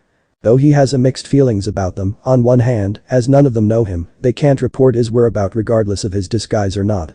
On the other hand, it would have been nice to run into his let's stop that. They acted professional even if the Inuzuka was as stiff as a board, his partner not much better than paper mache trying not to damage anything. They stayed a few days, and thankfully they didn't even ask about the barrier when Narian expected that at least the Hyuga would. Though the interactions between the girl and Rigetsu was funny, the girl wanting to touch her stomach and Rigetsu straight up telling her to leave, in not so kind of words. It also hit him that these Chunin must have been promoted in Suna, the reason he hadn't returned earlier as permitted by Gaara via summons. Naruto upped I'd training and pushed him up to high Chunin with help from Rigetsu whenever she decided to get out of bed at some point during the day. She had just entered her 8th month and still ran through her Tanto katas and Taijutsu too. She used to attend yoga workshops with the other members of the staff and family, but that stopped when her stomach started bulging. Doctor's orders. As the boys chatted amicable as Naruto continued to give pointers with a kunai in hand, as the three would never be this comfortable with one another again, this moment was captured in that moment, a photo that would be the greatest moment and the final light before a storm that would break apart this trio. This same picture was carried by all those involved in but rarely ever viewed in the light they represented. That night everything changed. The entire estate was ablaze in flames, smoke and ashes. Bodies of shinobi littered the grounds in piles of ashes with the dust with the uprafts that rose from the grounds as Naruto cried silently beside Rigetsu, their child, born prematurely, within their arms lay unmoving and unbreathing. No life remained with this little body.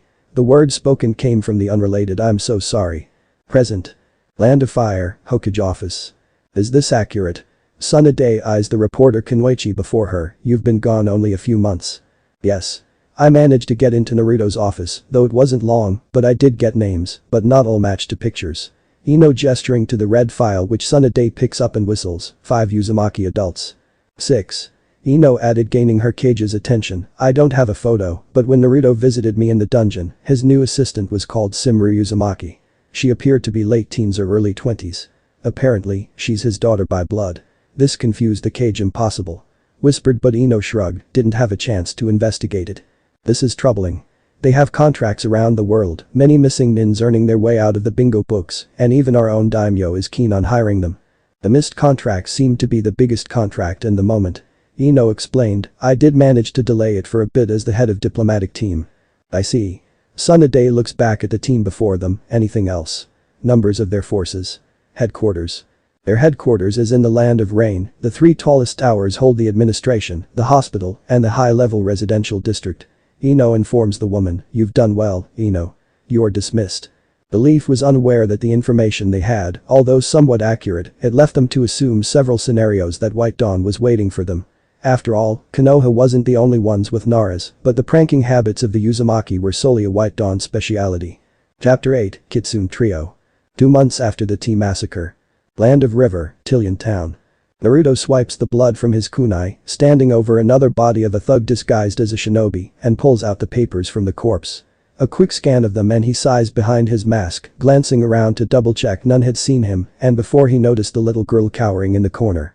Long black hair, doe brown eyes, porcelain skin stained with bruises and clearly underfed.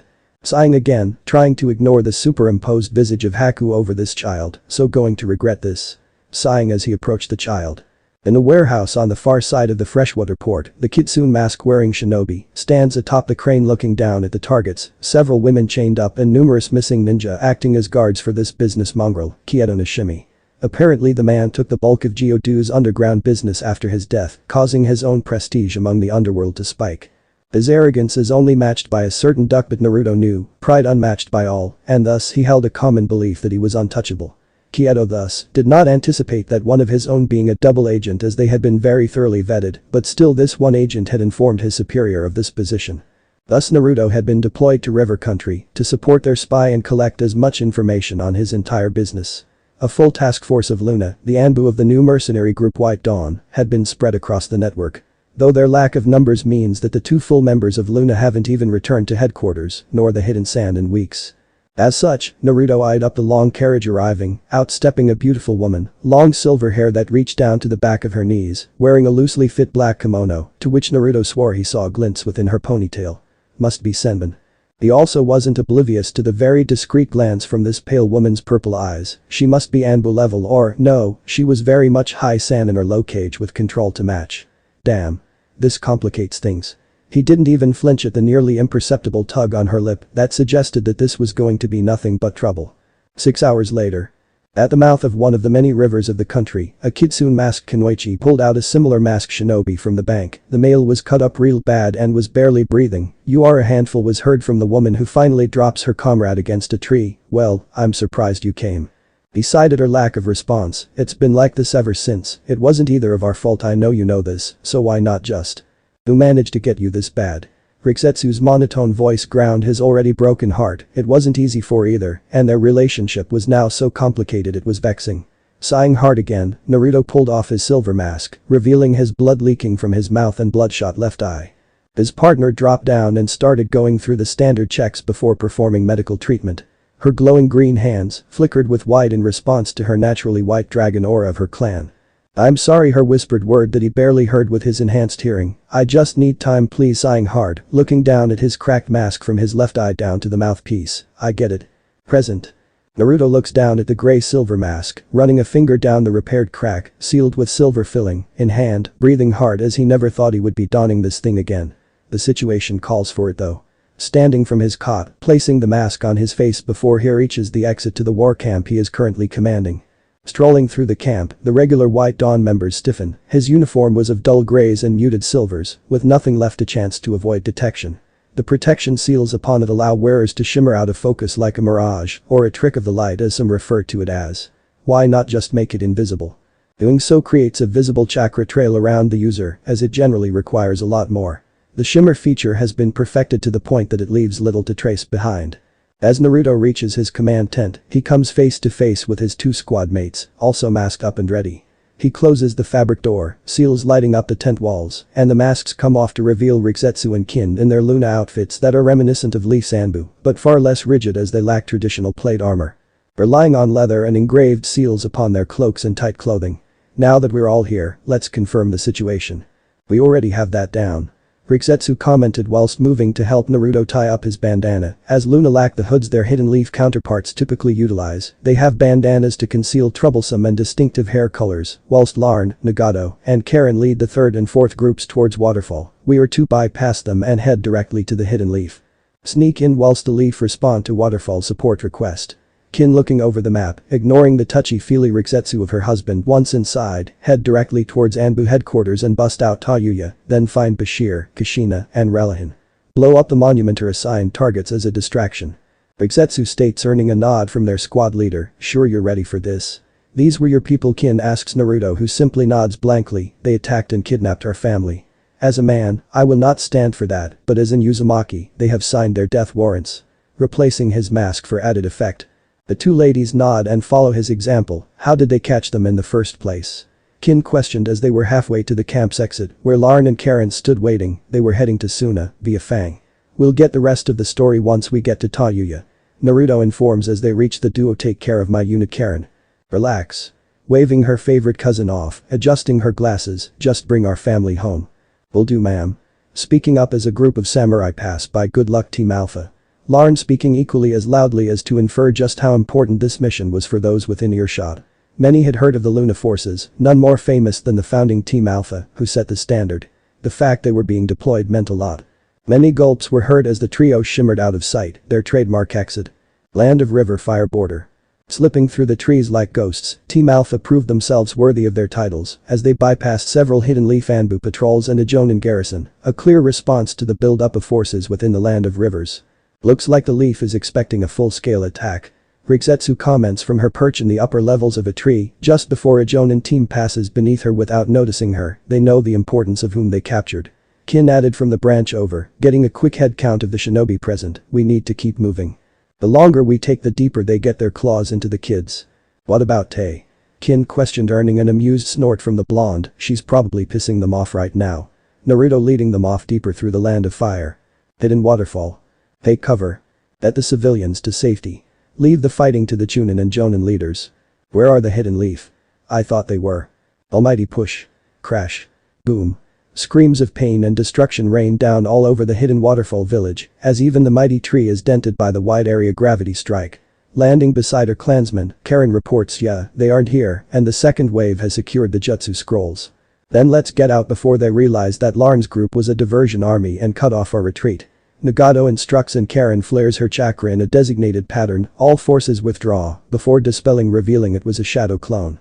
The real Karin received the memories and smirked, flaring her chakra for 5 seconds solid before tapering off rapidly. This was a signal to the Luna team of mission go, as she turns to her fellow commander. Nagato's unit is withdrawing. We just need to keep their attention a little longer. Right.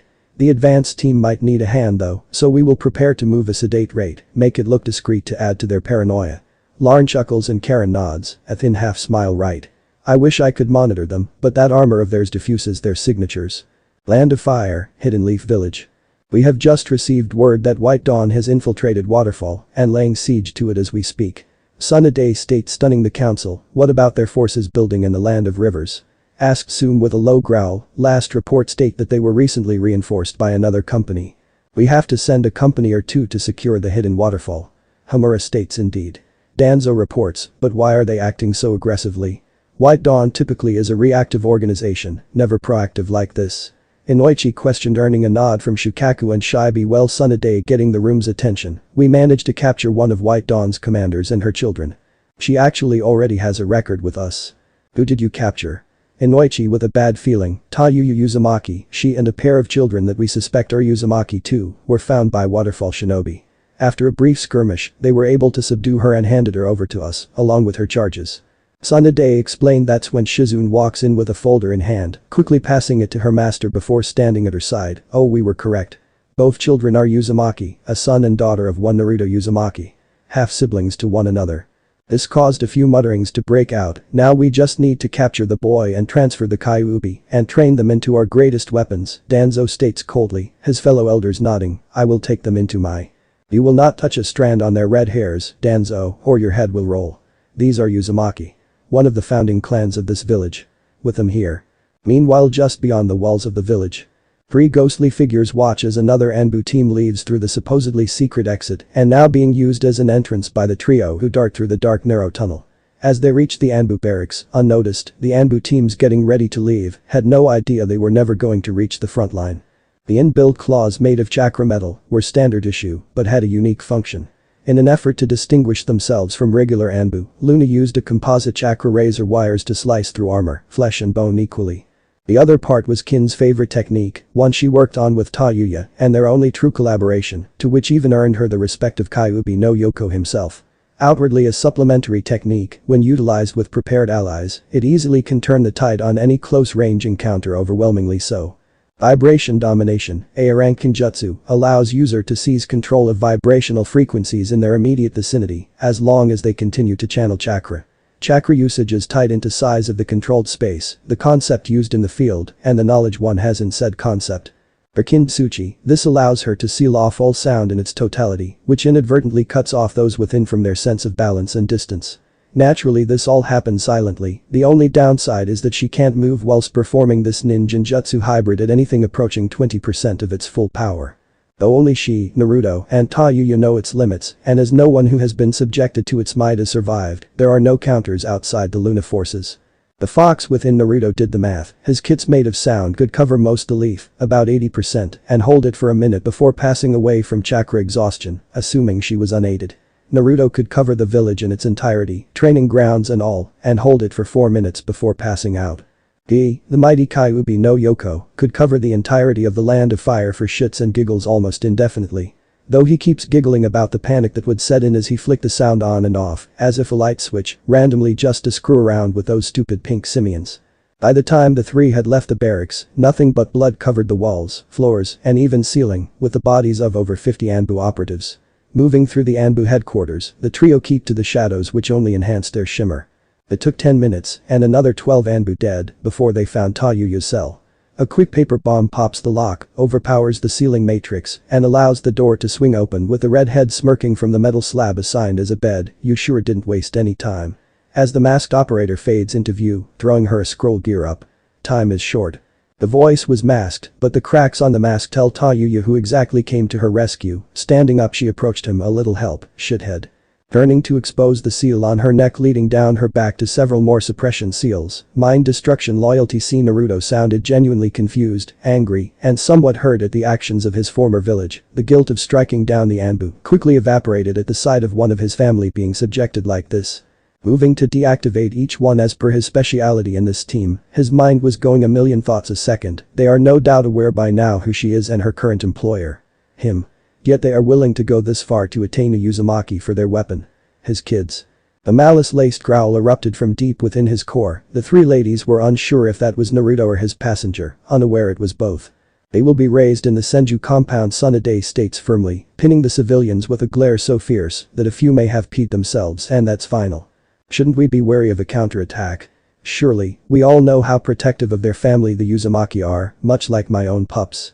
Tsume reminds with a warning, a nod from Inoichi, if the kids are Naruto's, no doubt he will come for them.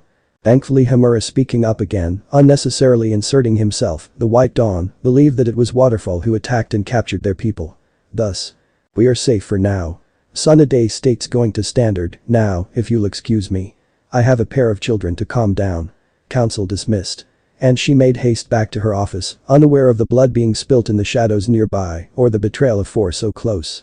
Tayuya finishes arming up. The dragon mask was a spare from Rikzetsu's pack for when she goes solo hunting, as she was the only permanent member of Luna. Naruto being its commander doesn't count, as he is rarely permitted to undertake most assignments, and his other duties keep him tied over more than he liked, or would admit to. So, where to next? The flute player asks, to which Rikzetsu responded with, we need to locate the children as soon as possible. Splitting up is our best option. But not our only option. Naruto cutting in as he knows how uncomfortable Rikzetsu is around Kin and Tayuya, especially Kin, but the kids' rescue is paramount. If I had to guess, the council no doubt had a meeting to discuss their next move in regards to our sieging of Waterfall. No doubt that bandaged elder, commander of Root, will try assuming custody of them. Blasts of killing intent from, surprisingly, all three ladies that was squashed by Naruto's pulse to calm them, but the damage was already done, so he skipped to the end. Great alarms. Spoken so dryly, even Gaara had to take a sip of juice afterwards. The two non-Anbu Kanuchi flushed red, whilst Rikzetsu seemed unfazed. Sighing as he returns to the corridor, we need to get to the Senju compound on the eastern side of the village. The safest place the current Hokage will think of. And the next moment the four were gone, shimmering into the shadows just as a Chunin team arrive at the underground cell block. Shit, go alert Ibiki that the prisoners escaped. And one vanished in a plume of smoke, unaware he was being tailgated, masking the intruder's escape from the numerous seals within the crypt-like structure. Once topside again, the four detached from the running Chunin and make a beeline across the rooftops toward the old sense grounds that was just being reinforced with the patrolling Anbu. This is also when the alarm for Anbu headquarters went off, confusing many set operatives in the cage as well. A few minutes earlier. Shizuoka steps into the office. Lady Tsunade, the children have been escorted to your home in the Senju compound. Thank you, Shizune. Danzo won't be able to get to them there and I can spoil them rotten as their auntie. Tsunade with a crooked grin, though Shizune was unconvinced that things would be that straightforward. Lady Tsunade, I don't think that it will be that easy. Oh? The Senju matriarch questioned with a raised eyebrow. Do tell. I have been with them since they've arrived and they haven't even said more than 2 words to me. I've overheard them talk between them in hushed voices, so they are not mute or scared, just trained not to. Tsunade comments and her apprentice nods, earning a sigh from both. It is then they both send several very potent killing intents from Anbu headquarters until a much larger one subdued the others. It was only a moment, but that was most definitely a cage-level burst of intent. Anbu called out with those elected Solider appeared before their commander. Go check in with the Anbu headquarters and report back to me. I'll be at the Senju compound. Standing up, Tsunade grabs her coat and noticed that the 4 masked shinobi still standing there dismissed. The medical duo strolled with purpose towards the Senju manor, her apprentice a step behind, but at the side. Shizune, do you feel that? Was whispered by the elder of the two. Feel what, milady? A frown upon the Senju's face as an uneasy feeling began to feistier in her gut. Doubling her speed to a fast walk, it soon evolved into a light jog before finally reaching the shinobi roof, hopping and reaching their home within minutes. Senju battleground. Landing before the massive wooden gates, what caused the gasp to escape the black-haired Kinauchi's lips was the fact that the doors were blown open, yet the required explosive yield for such a feat would have alerted the whole nation. Impossible, but Tsunade did not hear her apprentice rushing through the broken frames into the clan compound, only to witness the aftermath of a massacre. Looking around at the normally abandoned streets lay numerous Anbu teams, both regular and root alike, though it was clear that the majority of the root ones were dead at a higher percentage over her own. Members of the security force lay on the floor in growing pools of blood, smashed into walls, maimed or stabbed through, though a few had been decapitated. This assessment only took a fraction of a second as her eyes landed on 2 figures standing watch, one directly ahead of the door to the main house and the other on the roof. They had unique dull gray masks, light silvery gray leather armor covering their torso, shoulders, forearm, and the front of their legs. Beneath the dark leather seemed to be a tight uniform of grays, silver, and dull whites, if that was possible, and even still Tsunade feels that if wasn't paying full attention, she would not notice them. A kind of Anbu if the masks are to be believed, and with the blood splattered across their uniforms, the ones who had disabled or killed these 36 Anbu and 12 root. Mental note to deal with Danzo later. Stepping forward with a blank expression, the 5th Hokage stepped over the bodies of her soldiers, whilst her apprentice began to work on those in her immediate vicinity. Who are you? And how dare you come into my home, my village, and attack my people? She bellowed, but got not even a twitch as a response from either standing sentries that both watch her approach slowly. Answer me. Roared the last Senju. Tsunade was surprised when a second figure seemed to appear at the side of the one standing in front of her home. A quick glance up shows that the one standing up there was still there. The duo looked to one another for a long time before looking back at the Godheim and in unison shook their heads, not wasting their voices to tell her not to approach.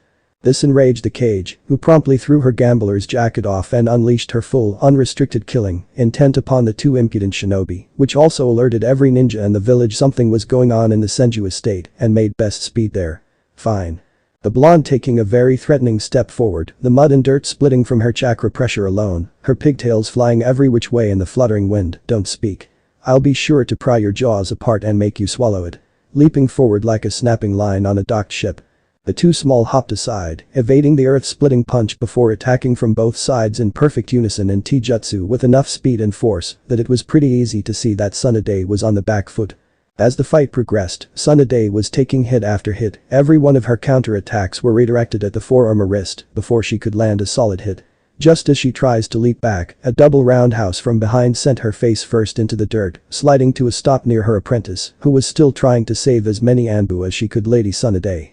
Ah, I'm so rusty. The Senju lifting herself up only to find herself pushed back down by a foot, a blade resting against her neck, but before she could begin to break free, her eyes met the form of her apprentice in a similar position and froze. After a full minute of silence, Tsunade broke it with a very simple, "What do you want?" But got no response as the 2 unknown shinobi kept them in place, even as reinforcements arrived only for stand down. from the blonde cage, halting the Jonin team that had just arrived to see their Hokage and apprentice at blade point whilst surrounded by numerous downed Anbu.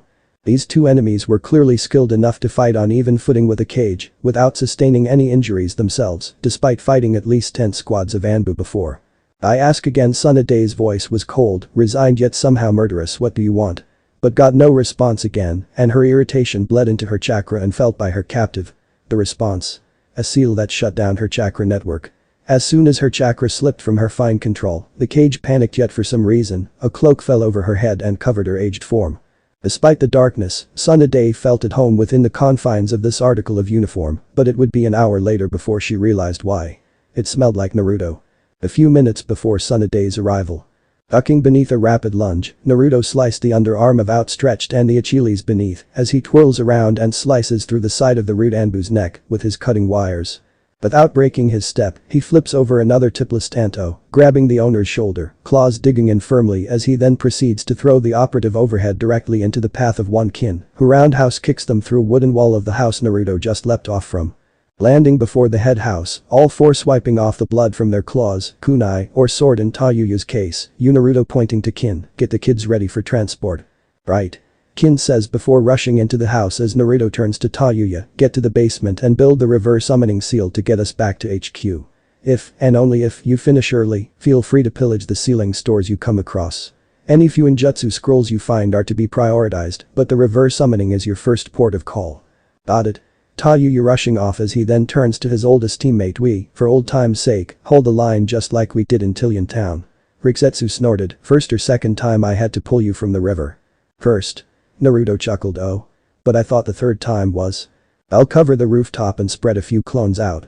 Naruto then shimmers out, but Rikzetsu's keen eyes followed him as he leaped to the roof in one leap, created only 3 clones that promptly spread out of her side as she lets out a discreet sigh and turns back to the front, recalling her extended claws as she meditates whilst standing to recover her chakra and thus.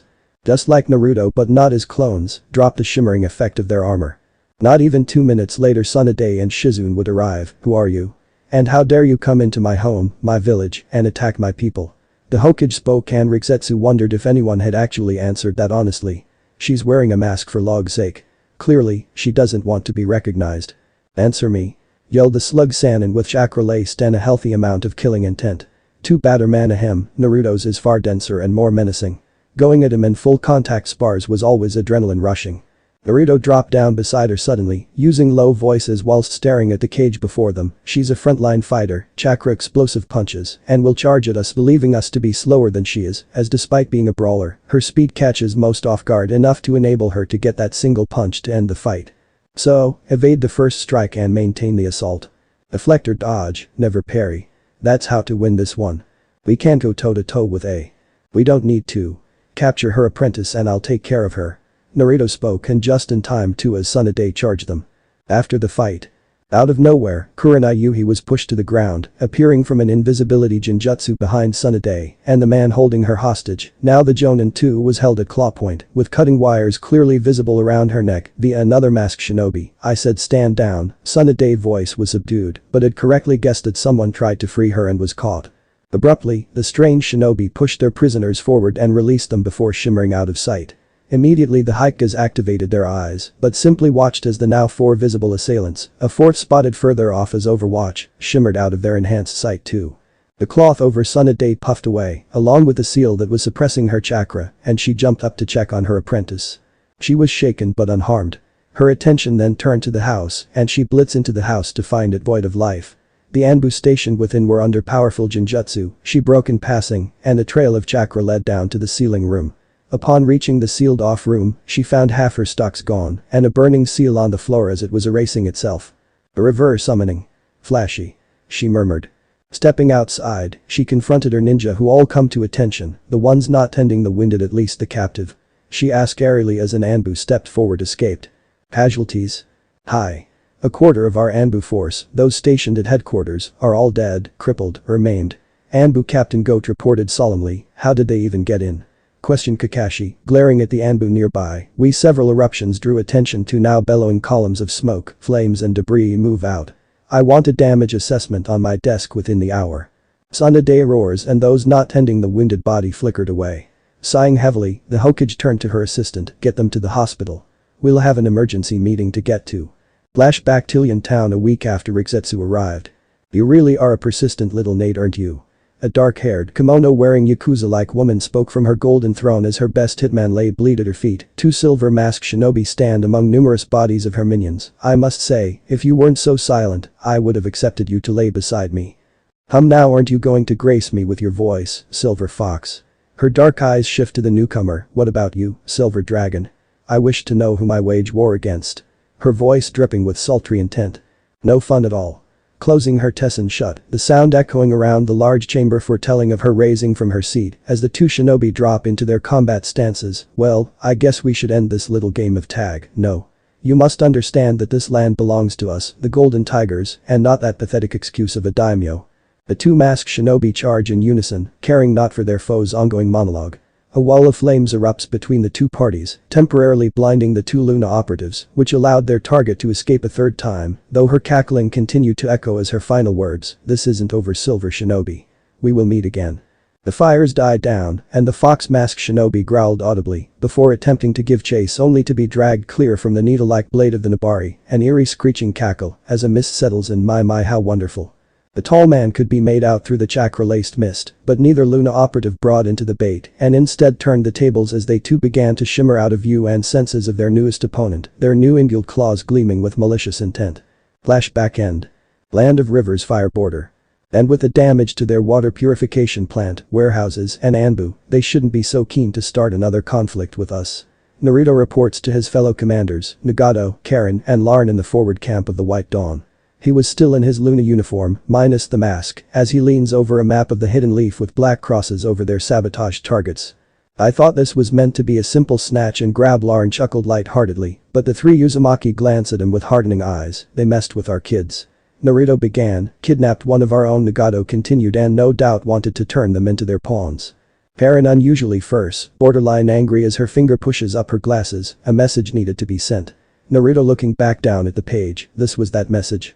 The Hokage will back off if she knows what's good for her village. What about Danzo?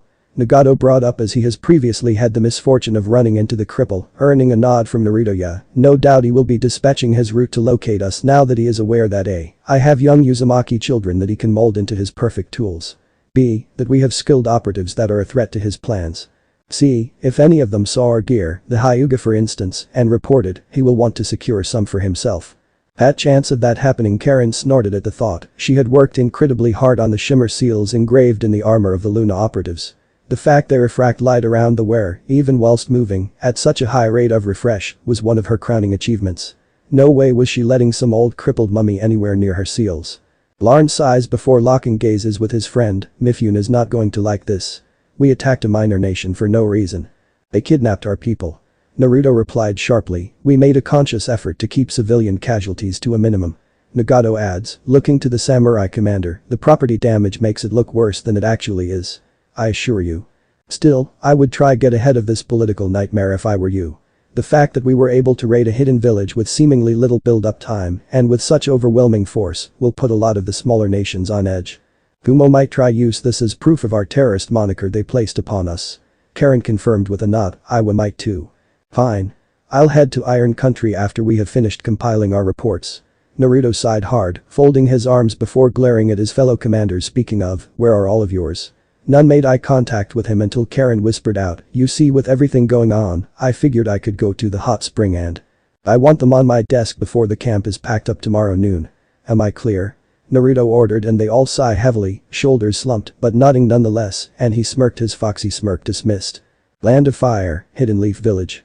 The wary Tsunade arrives first at the council room and promptly takes her seat before letting out a tired sigh. It took a good 6 hours to tend to all the injured, and now the rest was in the hands of her shinobi. It's hard to believe that 3 shinobi could cause this much damage to the village. Truly, she hadn't seen such proficiency since maybe the second shinobi war, maybe the third. It goes to show that the leaf had gotten sloppy and lax in their reign at the top of the pre-verbal shinobi food chain. Her thoughts briefly wander to the cape she was doused with when her chakra was sealed. It felt familiar, and that's when she recalled the chakra laced within it and the scent. She is no Inuzuka, but that scent was something that caught her attention, which meant she must have spent significant time with the person, as all humans have innate base instincts about things like that. The only people she spent enough time with for that to be a factor was her former teammate, Shizune, Sakura, and maybe Ino. Though that makes no sense as none of them are working. Her mind locked up, Naruto whispered beneath her breath as a cough brought her attention back to the now full council room. Thankfully no one heard her, though the Hyuga and Inuzuka were staring at her oddly. Maybe they noticed her slip up. Coughing lightly. Status report. The cage ordered and the reports were explained to everyone present. Just over a full quarter of active Anbu were cut down, the headquarters had been cleared out and left a ghost building, 2 of the purification plants suffered extensive damage, 3 food warehouses, 2 material stores, and an equipment factory were leveled by high-grade demolition charges in the case of the factory and material stores, but the food warehouses were hit by what our technicians are calling a hydrothermal explosion. Anbu Turtle reports earning raised eyebrows from the civilian side, but the shinobi side narrow their eyes, explain the last one. Tsunade questioned as one lab coat-wearing nondescript man stepped forward. Due to the lack of explosive residue and excess of superheated metal and water present, we surmised they somehow created an explosive that utilizes the rapid expansion of liquid to gas. The man states before looking down at his clipboard, in this case, according to our preliminary tests, dihydrogen monoxide was used as the liquid. It took a second. A very long second. More than a comfortable second before troublesome was heard. You could have just said water, you know. Shikaku groaned, causing the lab rat to blink owlishly at the room. I did. So, some kind of water bomb in our food stores. No doubt to cause greater damage than regular explosives. Choza moving the debriefing along, earning a nod from the Anbu commander. Indeed. Whoever these people are, they did a thorough job. If they weren't against us, I'd draft them immediately. Speaking of which, Hiashi looking to the cage, do we know who they are? Yet it was Inoichi who answered yes and no. With all attention on him, he sit up straighter to continue. We have 2 alias, the Kitsune trio, involved with an underground assassin war with forces of the Golden Tigers and the Crimson Tide. A 3-way war. Tsunade with a raised eyebrow, to which he nodded. Though we don't have specifics, we know that this trio went toe-to-toe with both sides and liberated the land of rivers from their control.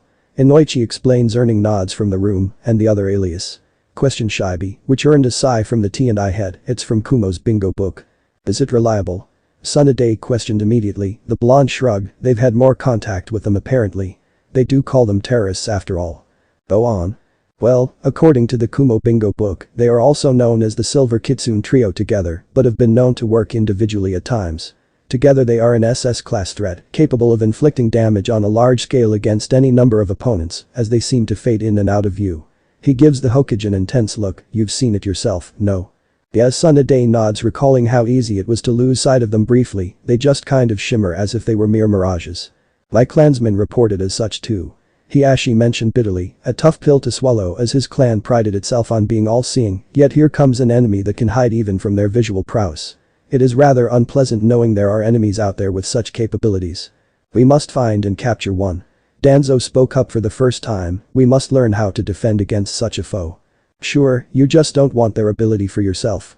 Soom snorted, earning a stoic gaze from the old-timer. Our Anbu would benefit greatly from such capabilities. Anbu Commander Dragon states, earning a nod from the blonde cage. I agree. Anything else, Inouchi? Gumo apparently has them labeled under Luna with their allegiance to the White Dawn. So, they are like our Anbu? One civilian council member questioned, earning a nod from the Amanaka clan head. If the kind and benevolent White Dawn is the public face of the group, then Luna is the shadow beneath the full moon that strikes at the enemies that hide there. Tsunade surmises, earning shaky nods from the clan heads, though it was Danzo's reaction that caught everyone's attention. He smirked, no doubt seeing this as a direct challenge against one such as himself. Interesting. Land of Lightning, Kumagakure. A glared at the book placed before him, a Konoha bingo book, open at a certain page, causing those within the gulp nervously. After some time he finally looked up. It seems that those silver demons have returned, attacking the hidden leaf now. It means that we have to be careful not to draw their attention. Reinforcing our borders. Surely our bolt can. Did you not read this entry? The Raikage roared as he jumped up, the desk flung forward with several people jumping clear of it. They slaughtered a portion of their Anbu. Our bolt are just of as a leader, perhaps more. They may still take casualties. Should we perhaps up their training? Durui, one of the Jonin leaders, spoke up naturally. Double it. A roared out that shook the entire tower before he began pacing back and forth. Wait, perhaps we should reach out to the leaf and make an alliance to hunt them down. Not yet, A mumbled, finally calming down. We wait for the next move. Prepare for the counterattack. This time, when we spot them, we'll crush them. Land of Earth, Iwagakure. Garachi couldn't contain her laughter upon the report she had just received from her spies within the hidden leaf. The Luna forces had infiltrated the Leaf, blasted several strategic targets, beat the Hokage down and at blade point, threatened her forces before escaping. All without taking a single casualty. After getting the laughter under control, she eyed the newest issue of the Leaf's bingo book that said spies packed up with a report. Resting her head atop interlocked fingers, smiling all the while, well, I guess we could invite them over for tea, biscuits, and Ryo. Giggling, she looked up at the operatives before her, let's give 'em a call, eh? Land of Rivers Fire Border. Naruto looked on from the tent door at the sight of his kids sleeping safely within the arms of their mothers. Unaware of the soft smile dawning his face, he was jolted from his musing by Rikzetsu's appearance on his side, you seem heavy-hearted right now. What kind of opening is that? Naruto equally as soft before releasing the flaps, turning to white-haired Kunoichi, who was smirking at that before it fell upon glancing back at the family moment longingly, do you think we? She was cut off by Naruto kissing her, the two locking lips instantly becoming infinitely more passionate before they both vanished in a shimmering mirage-like after-image, the full moon's light the only witness of the reconnection of a distant. Chapter 9, White Snow. Land of Wind, Tsunade. Welcome, brother. Gaara spoke from the gates of the hidden village hidden in the sand, the large caravan of White Dawn operatives trails behind the 5 commanders, sorry we are late. Had to take a detour. So, I hear the Kazuki chuckled, shaking hands with the blonde, whilst idly noticing the 2 children paired with their parents at the aft of the head group, Waterfall and Leaf at the same time. Impressive. You don't mess with an Uzumaki's family, especially our children. Naruto spoke with such conviction that even the sealed Biju within the 2 felt it, I will issue the warning. Gaara states as he led them into his village. The group followed him in, the trailers of wagons moved on forward towards the designated area, to which newly arrived forces would take up garrison. With the group arriving at the office of the cage, Naruto sat before his friend who was reclaiming his seat, well, I thank you for. No need. Naruto spoke up, we were delayed enough to reinforce you. I am sorry. It was Gaara's turn to wave him off, it's fine. News of our deals had been discovered by Kumo and I with us, a shrug was the finish of the sentence. Naruto chuckled humorously, a soft nod accompanied it, looking to his sole companion with grey eyes, say, Rikzetsu, can you please ensure that the captain is settling his men in properly, then report back. At once. Vanishing promptly, leaving the 2 Jinchuriki alone in the room, didn't think you 2 would get back together. Gaara comments before lowering his cup to reveal a smirk. If Naruto was surprised, he didn't show it, any word from the spies in Kumo. Gaara sighs, it seems his brother is already in business mode, yes, actually leaning back in his Kazuki seat for a moment before leaning back onto the desk, via elbow supporting his head atop interlocked fingers, seems they have heard of your little raid. Verdict. They plan on sitting back and waiting, but leaning more to try to make an agreement to hunt down the terrorist commandos and shut them down permanently. Gaara comments completely straight-faced, though Naruto knew his fellow container better than even his siblings and could literally feel the amusement rolling off him, but did not sway him, I see. Perhaps the Luna forces should begin a new campaign against the Land of Lightning. Seriously? Gaara raised a non-existent eyebrow, I'm joking, speaking so flatly that the Kazuki wasn't sure whether or not to take him seriously. Sighing heavily, Naruto straightened up, well, we have a previous obligation with the snow. After that we then plan on tackling the hidden sound, we have a pound of flesh that needs reclaiming, his voice turning ever darker at the end, to which Rikzetsu re-entered the room, then perhaps then we will deal with Kumo and Konoha.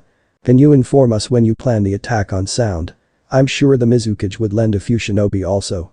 Gaara informs, earning a nod from the shinobi leader, sounds like a plan. Then, about the garrison. The redhead questioned, but Naruto looked to his closest confidant at his side, the kiddo will be acting as the liaison between White Dawn and Suna. Kiddo? Ah, Mayami-chan. Really? Naruto with both brows raised in surprise, earning a nod from his white-haired woman smirks, she wants to impress you, as always, and figured working with your brother would accomplish that. I see, Naruto sighing, scratching the back of his head, I'll talk to her before we head out. Head out? Rikzetsu questioned, getting a nod from her not-so-secret lover. After the issue with the Yamanaka, our move out of aim was pulled forward. But the information we fed her was. Yeah, Naruto waved her off, but the others pushed for it. He shrugged, the paperwork was a bitch, but it's already signed off on by both parties. Who is this Mayami you spoke of? Gaara questioned, causing the duo to look at the Kazuki, soft smiles, donning them both our niece, of sorts. Weren't it not for kin, she'd claimed to be our daughter. Naruto sighs hard, while the woman at his side snorted softly, it's hero obsession. I've tried to break her of it. Naruto looking back from Rikzetsu to Gaara, she's sweet, kind, and determined, if not a bit timid. Timid? She's energetic and outgoing. Rikzetsu comments with a raised brow, only in our presence. Naruto informs solemnly, Gaara, this is a request from a friend. Name it. The Kazuki states without hesitation, this is my first official mission for her. Be firm with her, she needs to know how power influences those around her. As my self-proclaimed niece, I couldn't have her run rampant and get an inflated ego. It'll be done. Gaara nodded. Land of Fire, Hidden Leaf. Heard you had a bit of trouble recently. The voice of one Toad Sage Jiraiya caused the Hokage to look up. How you holding up? The damage was thorough and forced us to take a step back, despite the wails of certain warhawks among the council. Tsunade let out a tired sigh, most want to get the kids back. Ah, heard about that. Jiraiya's face and tone was carefully neutral. Do tell me what the stupid you all were thinking abducting children. Fist slamming against the desk, his voice a deep anger-filled fury of a growl. Jiraiya. It isn't like. Isn't like what? Tsunade isn't like what? His voice growing deeper as he slows, eyes narrowing in response. Tsunade was at a loss for words, unsure how to answer correctly, assuming there was a correct answer. I'm talking to you, Tsunade. Grandbabies. She roared back, flush-faced and clearly embarrassed by this admission as she let out a deep sigh, flopping back into her chair. They're my grandchildren. Tsunade Haim. Jiraiya was halted by her raised hand, her eyes heavy with guilt and sorrow. I never told anyone, but a hollow chuckle from her throat. Naruto, my Naruto, I considered him my own. The stillness of the room was expressive of the atmosphere. None knew how to continue past that, but it had to be done. A deep breath from the Toad Sage shattered the tranquility. Then why? It was all coincidental. It was Waterfall who attacked and killed the 4 guards, captured the Reed and the children, and offered them to us for some concessions. She shrugged. When Shizune confirmed they were Uzumaki I was glad, but when she said they were Naruto's I was ecstatic. She offered a genuine smile upon her defeated frame. I thought finally get to spoil my grandkids. And I wonder who they'll take after more. I even thought that Naruto would be forced to sneak in and try and find them. When he does, I could intercept him and ask him directly to come back. She looked dead into the black eyes of her teammate Jiraiya. I want my baby boy back. I know we are enemies now, Log knows I do, but I want to hug him again. See that goofy smile again. Sniffling lightly as she covers her face with her hands, I want to spoil my grandkids and enjoy the time we have left as a family again. Land of Spring. Nice office. I do not appreciate your sarcasm right now, Rikzetsu. Naruto responds as he finishes sorting his filing cabinet in his new office. Now that the White Dawn had moved to the Land of Spring, its refurbished hidden village, now augmented by the mercenary group that has since moved its primary headquarters to the country. Well, I am bored. Sitting on the polished white willow desk edge, eyes locked in on the only other occupant entertain me. You seem to have me confused with someone you can order about. Naruto's snarky response as he finally turns to look at her, crushing the box and arm effortlessly, besides cutting her off last I checked. You are on leave. Didn't think it'll be this boring, she griped, arms folded whilst looking away. Perhaps you have another mission for. I was the one who authorized your leave of duty. Naruto staring at her incredulously. Do you really think I'd send you out? Please. She whispered, tugging shyly on his black jacket, very cutely in his honest oi. Naruto growled as he flicked her nose, and he steps away. Geez. Talk about a 1-8. Hit, if you had fallen for that. Save it. I know. Fine then. Turning back, having rubbed her nose a second ago, staring coyly at her partner, how about we break the desk in? You know, I just. Please, she whispered, and he sighs again, but stiffens upon sensing the incoming arrival, and he wasn't the only one who recognized the newcomer. Ah, there you are, my husband. Kin chirped, appearing in a gust of wind, immediately stepping past the former grass Kunoichi. I was wondering. Before that. Naruto's voice was deep and filled with the authority afforded to him as the shinobi commander of the White Dawn. That froze both ladies stiffly, his eyes narrowed as his gaze flows from dark charcoal to Luna White. The last thing I want is a repeat of the Ramran incident, so the air is getting clear here and now. What are? Kin began but paused, seeing his eyes harden and narrow. Kintsuchi. Spoken lowly and without any heat, but the message was clear. Right, I'll just take a seat. Taking one of the new chairs, Rikzetsu doing the same as Naruto sat behind his still empty desk, Kin looking into her eyes. You are my wife. By accepting that title and position, I told you about the situation Rikzetsu and I found ourselves in. Do you remember your response? As long as I can have a piece of your heart to myself, nothing else matters. Kin recites dutifully as it happened to be part of her wedding vows to him. Rikzetsu and I are complicated, and to be honest, neither of us really know or care to know anymore. We are a package deal that you said yes to. Understand? I do. As for you, Naruto, now swinging on his white-haired lady, eyes narrowing, you had your chance to be number one. But you had a chance too. His voice was tight, lips thin as he glared at her, and she stood down with a nod. I still love you all the same, but looking to Kin with all the affection he could muster currently, I love my wife and kids too. She pulled me from the darkness that we fell into back then. Kin smiled and looked away, twirling her trademark ponytail as she blushes prettily. Riksetsu, understand that you were my first, yes, but now you can't be my only. You lost that right when you walked away back then.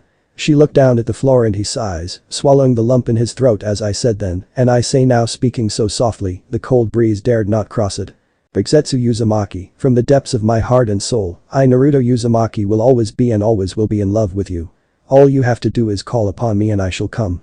I know, her almost whispered reply. I just to the room's surprise, it was Kin who hugged Riksetsu in an attempt to comfort the woman. I don't know exactly what happened between you two on that mission. Riksetsu stiffened considerably, Naruto too, but none noticed. I just hope that in time, you will talk with me. Riksetsu nodded silently, sharing a long glance with a thin-lipped Naruto out of sight of Kin. The following week found Naruto inspecting the dojo of the Swordsman of the Ice, Riksetsu at his side, as what many people would come to understand was normal. They aren't bad. They're genin with sticks and you know it. Riksetsu comments harshly, causing Naruto to sigh. At least don't speak so loudly. Naruto notices the sinking of shoulders. You're demoralizing them. Then they should get better. What do you think they are doing? His hands thrown in their direction, but she just snorts derisively as they continued through the underground training facility, well lit, and matched it with the outside world. It would be disorienting otherwise. Swinging sticks. She shrugs, you're helpless. Naruto facepalming, why did you even come along? You don't like dealing with this stuff. I was bored. She shrugged, blank face, clearly in business mode. You're more interesting to be around. And the only person who knows how awkward you are. Naruto with a knowing smile, she snorted but looked away from her lover, a slight pink tint to her cheeks as she fingers a loose white bang hanging down her face. How are you and Kin doing? It's been a week since. She's fine and all, the white tea sighs, the kids too. But Naruto's soft voice as they reached this group's bathhouse, she stopped and turned to him with a look he recognized all too well. Just as she goes to talk, he hugged her firmly and she returned it. Let's get to the commander. A new voice cutting through the still air, turning back to the Yuki shinobi came to stop. We have a situation. Lady Kazuhana demands your presence. Land of Spring, Kazuhana Castle. Naruto and Riksetsu arrived at the castle, the samurai part saluting the duo, and Blonde smiled back. It didn't take long for the two before they stood before the leader of the land and their current boss, kneeling down in the throne room. You called, Lady Kazuhana. Naruto's voice was professionally neutral, the woman staring down at her country's newest protectors and legends in their own right. Koyuki had heard the whispers of her best friend's suspected feats, everything from infiltrating both Blood Prison and the Citadel to name two. Sitting up straight in her throne, Koyuki began. Yes, Naruto, I called you here for a troubling reason. Sighing, she waved over her head of security, who handed Naruto a scroll. Our diplomats in Lightning County have gone silent. We suspect that they might be trying to get to our technology based on our recent communication. Then, we should prepare for an attack. Riksetsu comments, earning nods from the samurai, especially the head samurai. Indeed. We have already raised the countrywide alert level. Kyoraziha, security officer, states, we shall go and inform our other teams. Naruto spoke up, lifting his head, black meeting blue with an intensity that was not lost on Riksetsu. Snow will not fall. Spoken with so much steel, they could build a fleet of airships with it. The samurai subconsciously stood straighter, taller, and with a pride none knew they had. You have our word. I don't have any doubt. Koyuki smiles as his steeled visage he offered back. Then, we'll be on our way. Can you not stay for little? Perhaps for a tea and cakes? Koyuki questioned, but Naruto shook his head. I am sorry, milady, but duty calls. Raising his feet, we must move quickly to prepare our forces en masse. Oh, how about? With all due respect, Riksetsu speaking up, stepping between the lady of the land and her man Lady Kazuhana, but we must leave now to abide by your bidding as stated in both contract and treaty. I am aware. We really must get moving. Riksetsu continued, earning a hesitant nod from the actress, and the duo bowed professionally before vanishing in puffs of smoke. Sighing hard before looking to her attendant, I think I have more than a bit competition. Land of Spring, Yuki no Kuni. Naruto stands within his council room, his stone-faced blank stare made many within nervous, as Larn, Tayuya, and Karin knew it was serious, as even Riksetsu was sitting down and not standing at his side. It took a while before Kin arrived, even more serious than perhaps her husband, file in hand, which was promptly handed over to the commander. It took a few moments before the file shut closed and Naruto addressed his soldiers. Listen up, the authority in his voice was clear. This wasn't the jovial captain, but rather the commander of the shinobi force of the White Dawn, White Death. Our friends over in Lightning County are about to pay us a visit. His solid blue eyes scanned the room, hawk eyes, trying to keep it hush, hush. He smirks, they have had no intel regarding our movements, thus our positions are no doubt unknown to them. His smile was damn right viscous now, we are sure as hell going to use that to our advantage. In produced a map of the land, Naruto would move with swiftness marking the reported plans, then his own plans came up, now then his eyes follow the room, this is what we have to do. Sir. Out at sea. A group of transport ships, all lacking identification markings, sat off the shore with the island on the horizon. Their leaders stood at the head of the lead ship, the lack of sensing nothing ahead calmed, seems that the rumors were just that, rumors. Yeah. They are just a terrorist group after all, they're busy causing issues for the Big Five, nothing but problems.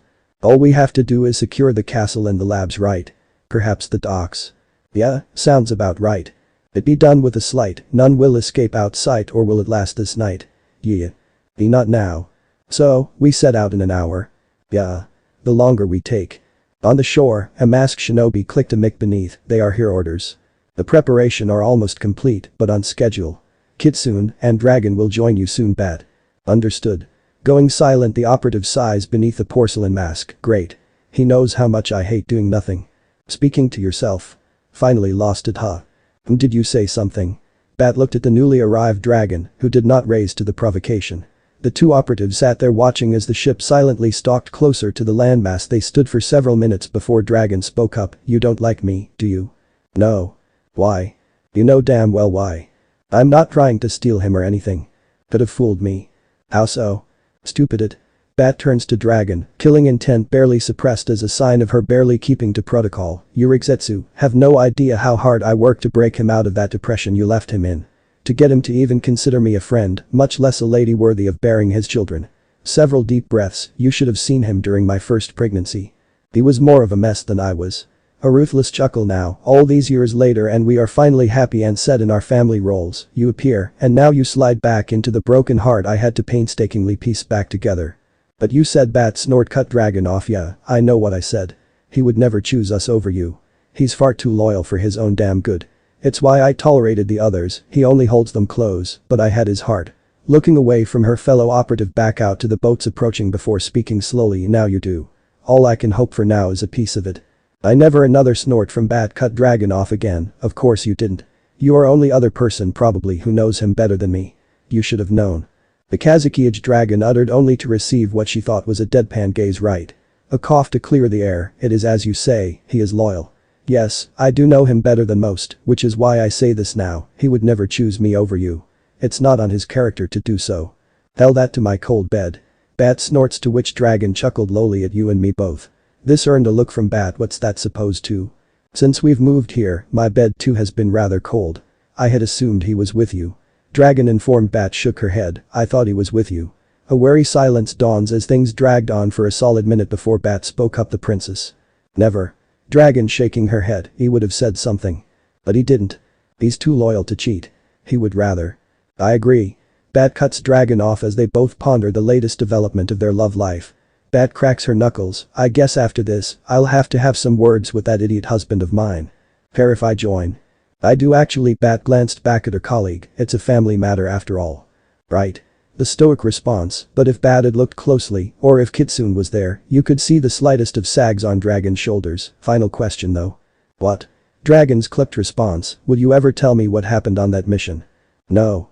Dragon's response was hard as steel, cold as the ice and snow that surrounded them, why not? Bat questioned with more than a glance. Dragon thought for a moment before looking dead in Bat's eyes, it's a family matter after all. Family Bat spoke slowly while trying to figure out what that meant. Sure, Dragon was close to her husband. That was no secret among the Dawn but family. Only way that could have happened. No. They aren't married. Her husband would have said something. In her research, ahem definitely not stalking, of him there are no records to indicate he had ever been married. No kids either, so her mind stopped. No kids. Her husband frantic behavior during the pregnancies. Oh go, her mouth slammed against the mask adorning her face, you are sharp to have stumbled upon our greatest secret. Dragon's voice was chilling, malice-filled, and very, very dangerous, if you know what's good for you and him, you'll keep that to yourself. Neither of us ever speak of it and it will remain that way. Am I clear? Crystal. Bat responds clearly earning a nod, good. If I hear about it from anyone, I will end you without a second thought, husband be damned. Finally removing her hand and the hidden kunai from her throat. The two looked out at the sea for several moments, what? It is not to be discussed. Dragon cut Bat off immediately before standing again, shimmering from sight, get ready. I sense Kitsune approaching. Their radios crackle to life and Kitsune's voice ring in their ears. Dragon, Bat, pull back to staging point Helix. We'll regroup there and await the signal. Understood, Kitsune. Moving to Helix. Dragon reports stiffly, Bat standing too before both rushing off unseen by the closing ships. Land of Spring, staging point Helix. Naruto stands in his Luna uniform over the tactical map. The Kumo ships had made landfall an hour ago on the cusp of Disk. Their advanced teams had reached the first town on the direct path to the palace. Just as they assumed they would. As ordered, the samurai have been fighting sporadically, retreating as they go, but have still suffered casualties despite best efforts to avoid such. 2 Yukinon patrols had been silenced, their status is as of yet unknown, but assumed captured or dead. Naruto hated the fact that he couldn't just go all out and smash them as they land. It would drag things out far more, a two-way asymmetric war would develop in that case, and the entire nation would be drawn into it. Taking a deep breath before looking up at the daimyo of the land, things are going as planned. We have successfully moved our pieces into position. The enemy is moving with unexpected ways. Good. Once you sweep and capture them, Kumo won't have any leg to stand on. Koyuki responded looking over the same map, more lives will be saved this way. Karin states from the side, eyes closed as she watches in real time via her sensory ability, do not worry, Naruto. Once the sun rises, our counterattack will end this before it gets out of hand. I know, but Naruto sighs hard, suppressing his growl. I know. Karin chuckled, I'm in Uzumaki too. All this sitting around gets me worked up too. And how? Just better at hiding it. Karin finally opens her eyes and stares at her clan head. Besides, you should see Tayuya. She's basically jumping off the walls in her camp. In another camp, on the opposite side of the Kumo invasion force, Tayuya sneezed and glared in the direction she knew Karin was. That bitch. Back at Helix, Karin grins. Oh, and it seems she knows I mocked her. You're scary, you know that. Koyuki looking to the retreat, who shrugs with a lopsided grin, been called worse by worse. I'll go get some grub then hit my bunk. Wake me if anything happens. Naruto heading to the door of the white tent, I'll join you in. No, you won't. Naruto glaring at her from the door, we are on duty, and you have your orders. Hi. Karin waves him off, he then leaves promptly and silently. As the flaps close, Koyuki looks to the last Uzumaki in her presence, that isn't the Naruto I knew. What happened? Too much. Karin sighs, visibly shrinking in on herself, just wish he'd let us in a bit more, you know. Help him carry the burden a bit. Is that why he's been so? Yes, but also no. Karin responded as she closes her eyes and returns to her mind's eye, missing the confusion in the actress's face. The thing is, Naruto is by far the kindest person I have ever met. I agree. So what does? It's his greatest strength, but also his greatest weakness. He cares too much about everyone. Plans like this where innocences are put into the line of fire don't sit right with him. She chuckled softly at the thought of her blonde knucklehead. I heard that he's a ruthless shinobi on the field of battle. Koyuki comments unhelpfully, causing a snort from the glasses wearing Karin. Ruthless? Are we speaking of the same idiot? He's far from ruthless. I even thought once that he was far too naive for this lifestyle of ours. Opening her eyes to meet the Koyuki's dead on, he has seen the true underbelly of humanity, the darkness we all pretend to not have deep within us, and stared it down into submission without flinching or turning his back on it. If anyone was to claim to know mankind more than him, I'd laugh at the joke, then spread my legs. Naruto is by far the strongest being on this planet without a doubt, and has my undying loyalty because, just like most of us in the dawn, he pulled me out of that same darkness and showed us the light to balance against it. The weight of the words was not lost on Koyuki. The fierceness that Karin spoke was unnerving slightly, but it was strangely uplifting. Somehow, her first pick of husbands had earned the loyalty of nearly 2,000 shinobi and an equal amount of samurai from across the land with words alone. She snorted internally as she looks over the plans one more time, mildly surprised when Karin appeared and moved some pins around based on her sensory scans. Listen, speaking lowly, Karin gained the woman's attention. I know you're intent on my leader, nothing gets past me, but I ask that you refrain from any attempts to do so for a year at least. And why is that? Koyuki ignoring the blazing cheeks she now had, staring unflinchingly at the Uzumaki at the side. It's not my business to say in all honesty, but his wife is having problems with his ex, and it's training all three of them. He's already married. Why wasn't?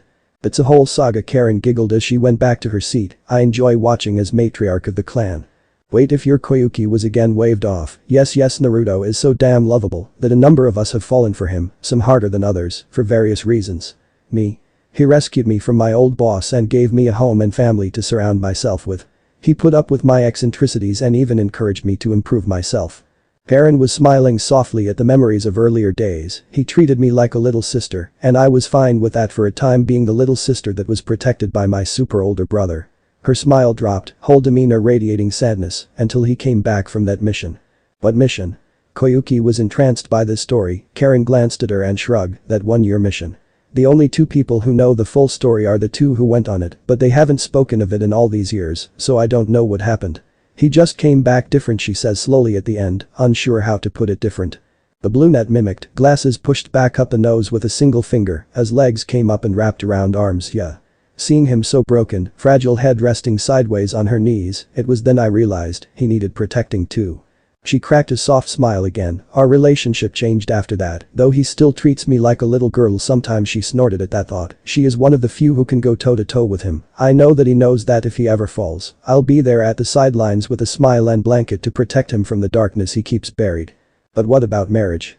Koyuki brings the conversation back on topic, head snapping back up that.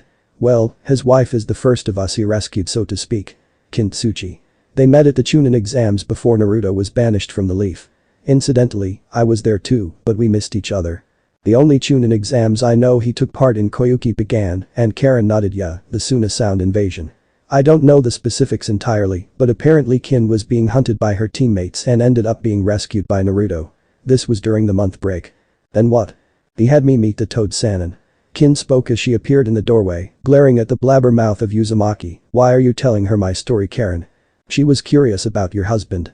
Karin shrugged off the killing intent with unnatural ease. Well, the spring daimyo inspected the raven-haired Kunoichi entering the command tent. Everything from her long-toned legs, wide-set hips, round and no doubt firm rear, flexible-looking frame, slight above moderate bust, that she idly noticed must be a match for her own pretty face and very long dark hair. Finished?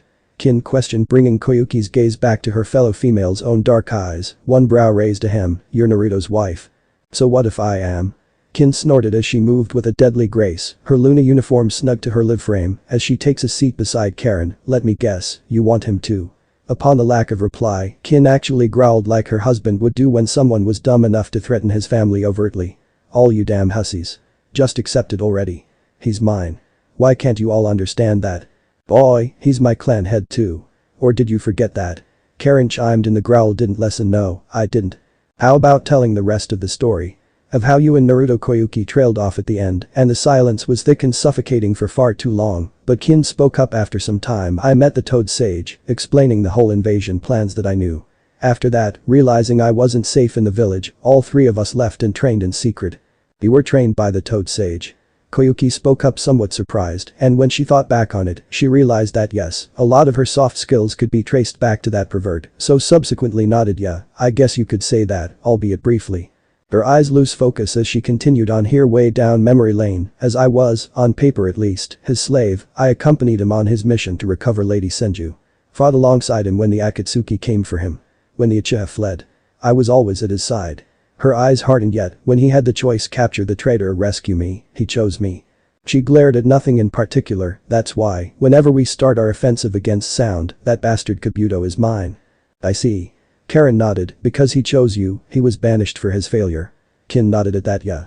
He accepted it without any outburst or complaint, just handed over his headband and license, the first Hokage's necklace too. Kin sighs as she recalls that broken smile he had when he was trying to reassure her that everything would be okay. She at the time didn't have the words to say to him.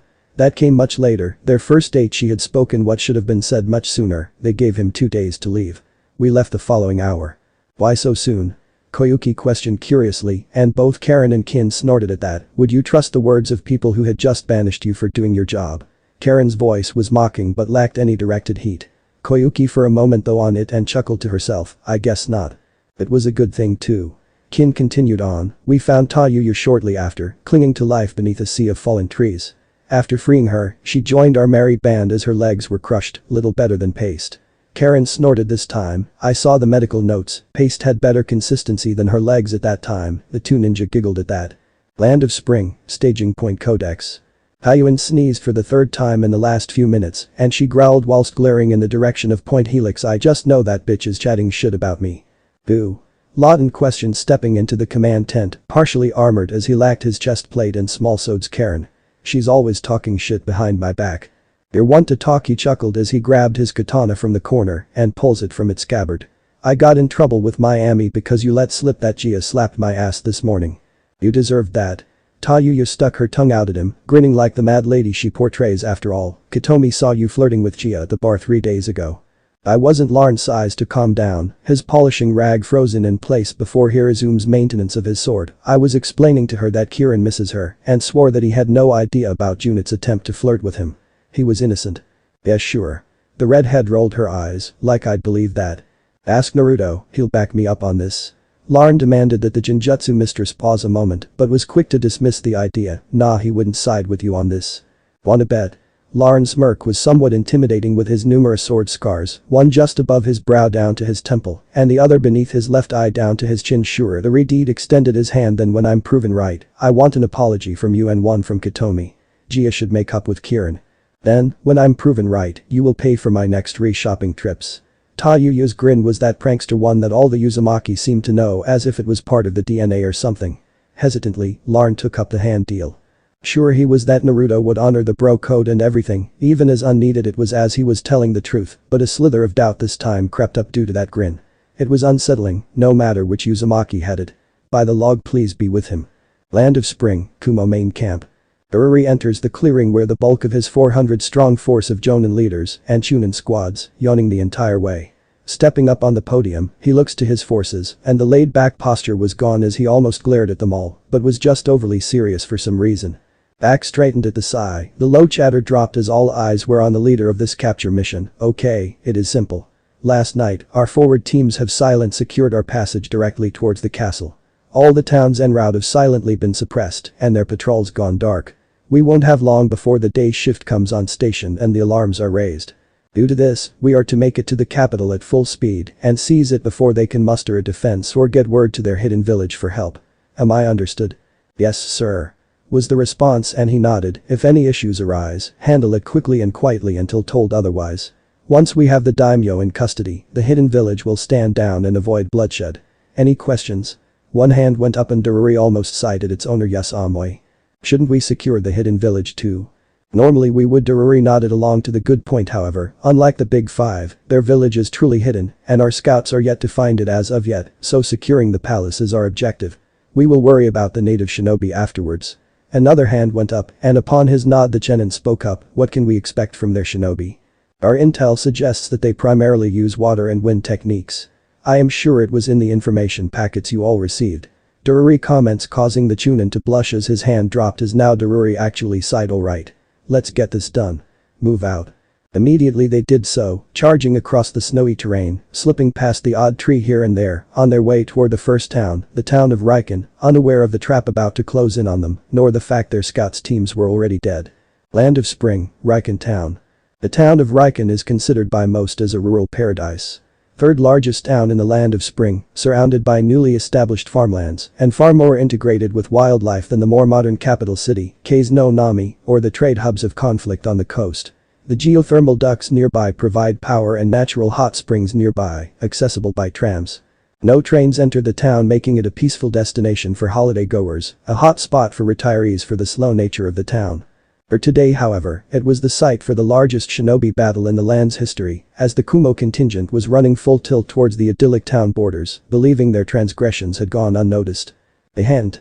Thus before they reached chakra leap distance of the first row of houses, it began. Kaboom. A row of explosions threw their lead rows into disarray. The only injured were those in the very front, second-degree burns, as the napalm-like tags erupted with such force it threw them back. Began before they could regain their momentum. Charge. Two roars from either side of the formation as the flames raged ahead of them, barring their path, and now samurai and shinobi bearing the White Dawn and Land of Spring banners charged them in a pincer strike. "Ambush!" was yelled as the three sides clash in a close-range brawl. Without room to maneuver on the three-dimensional plane, the shinobi were forced to clash directly with the samurai in their element of straightforward combat. The lack of space also prevented use of high-level elemental abilities without causing friendly fire. "Fall back," Dururi ordered as he struggled to catch his bearings as he was sandwiched near the forward section of the fighting. Slowly the Kumo forces were able to disengage, a fighting retreat, unaware of that hammer coming to strike against the anvil they had ran into. Smoke bombs. was yelled and their rear line all dropped smoke pellets, allowing the entire group to withdraw at shinobi speeds, despite the numerous thrown kunai and the hail of arrows, catching more than a few in the back.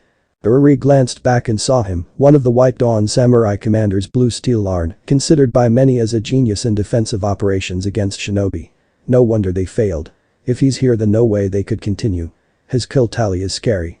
Rarely ever do samurai turn up in shinobi bingo books, but he is considered an A rank threat alone, when leading even a single squad of samurai. Their intel was off. A pit in his stomach opened up. I sure hope the rest aren't here. We just need to get to the boats. Land of Spring, Kumo main camp. Just after the assault force moved out of sensor range, the trees began to shift, making hand signs to one another, but went unnoticed by the camp remaining occupants. Kitsu's here, mission is a go. All UNA forces are green. Came over the radio, and as 121 operatives slipped into the camp, cutting down the lazing defenders like specters in the night. Samui was looking at the tactical map that Daruri had left for here, reading his through his standing orders, when the wind shifted and shadows flickered. She paused her reading and discreetly glanced around the room as she put down the file, and in one swift motion rolled over the table and slashed up with her tanto that caught the razor wires but failed to cut through. As she lands, her look-up met the masked visage of an owl, in the same vein of Bolt, yanking their arm back, causing the wires wrapped around her weapon to yank it from her grasp. With lightning-fast reflexes, she retrieved a kunai from her pouch, charged it with lightning, and threw it in one fluid motion, ducking taut the side as the wires in the operative's other hand had lashed out, slicing through the tent cover behind her previous position. The next slash of wires shredded the table to match size pieces. The tent being shredded was an unfortunate side effect as Samui leapt at her attacker, both hands charged with lightning chakra. Her intent was clear as day. As she had to do was touch her opponent and it would be over. Owl ducked beneath the lung, grabbed both arms before being flipped over the shoulder and slammed into floor in one fluid motion. Before the blonde could regain her lost breath or the daze of the abrupt movement, a cloth was placed over her mouth and the first breath drained her strength. Sleep, Jonin leader. Do not resist any further. Was the last word she heard as blackness took her. The eruption of the triggered ambush awoke Atsui, just in time to miss the dropping kunai from the badger mask shining hovering over him. A gut punch forced them back as he swings out of his cradle, fire coating his fists as he uppercut the unknown aggressor. Ooh. So hot. The blonde Jonin declared, going through hand signs, Badger promptly substituting with a dead body from outside as a massive fire blast incinerated his previous position. The side Atsui found was the platoon left behind was being systematically wiped out. His mind snaps to his sister to find her on the ground, seemingly dead, sending the elite shinobi into a rage. Not hot. He yells as his flames engulf his body, landing on two Luna shinobi, both popping in puffs of smoke, confusing him for a deadly few seconds. The kunai flies past his arm before wrapping around his left arm, yanking it out to the side as the Jonin used pure chakra control to breathe out flames, catching the shinobi alight. Ducking from another kunai, Atsui pulls his tanto just in time to block a trio of shuriken, but just like his sister, the wire successfully captured his blade that was promptly pulled from his hand as he ducks beneath another thrown kunai. Leaping back towards his burning tent, trying to force his attacks to come from one direction, he was unaware of the dragon mask coming through his flames until her tanto erupted from his mouth, or maybe when his head was severed and watching his body fall headless. Lady Dragon, he was meant to be captured alive. Badger mentioned no need.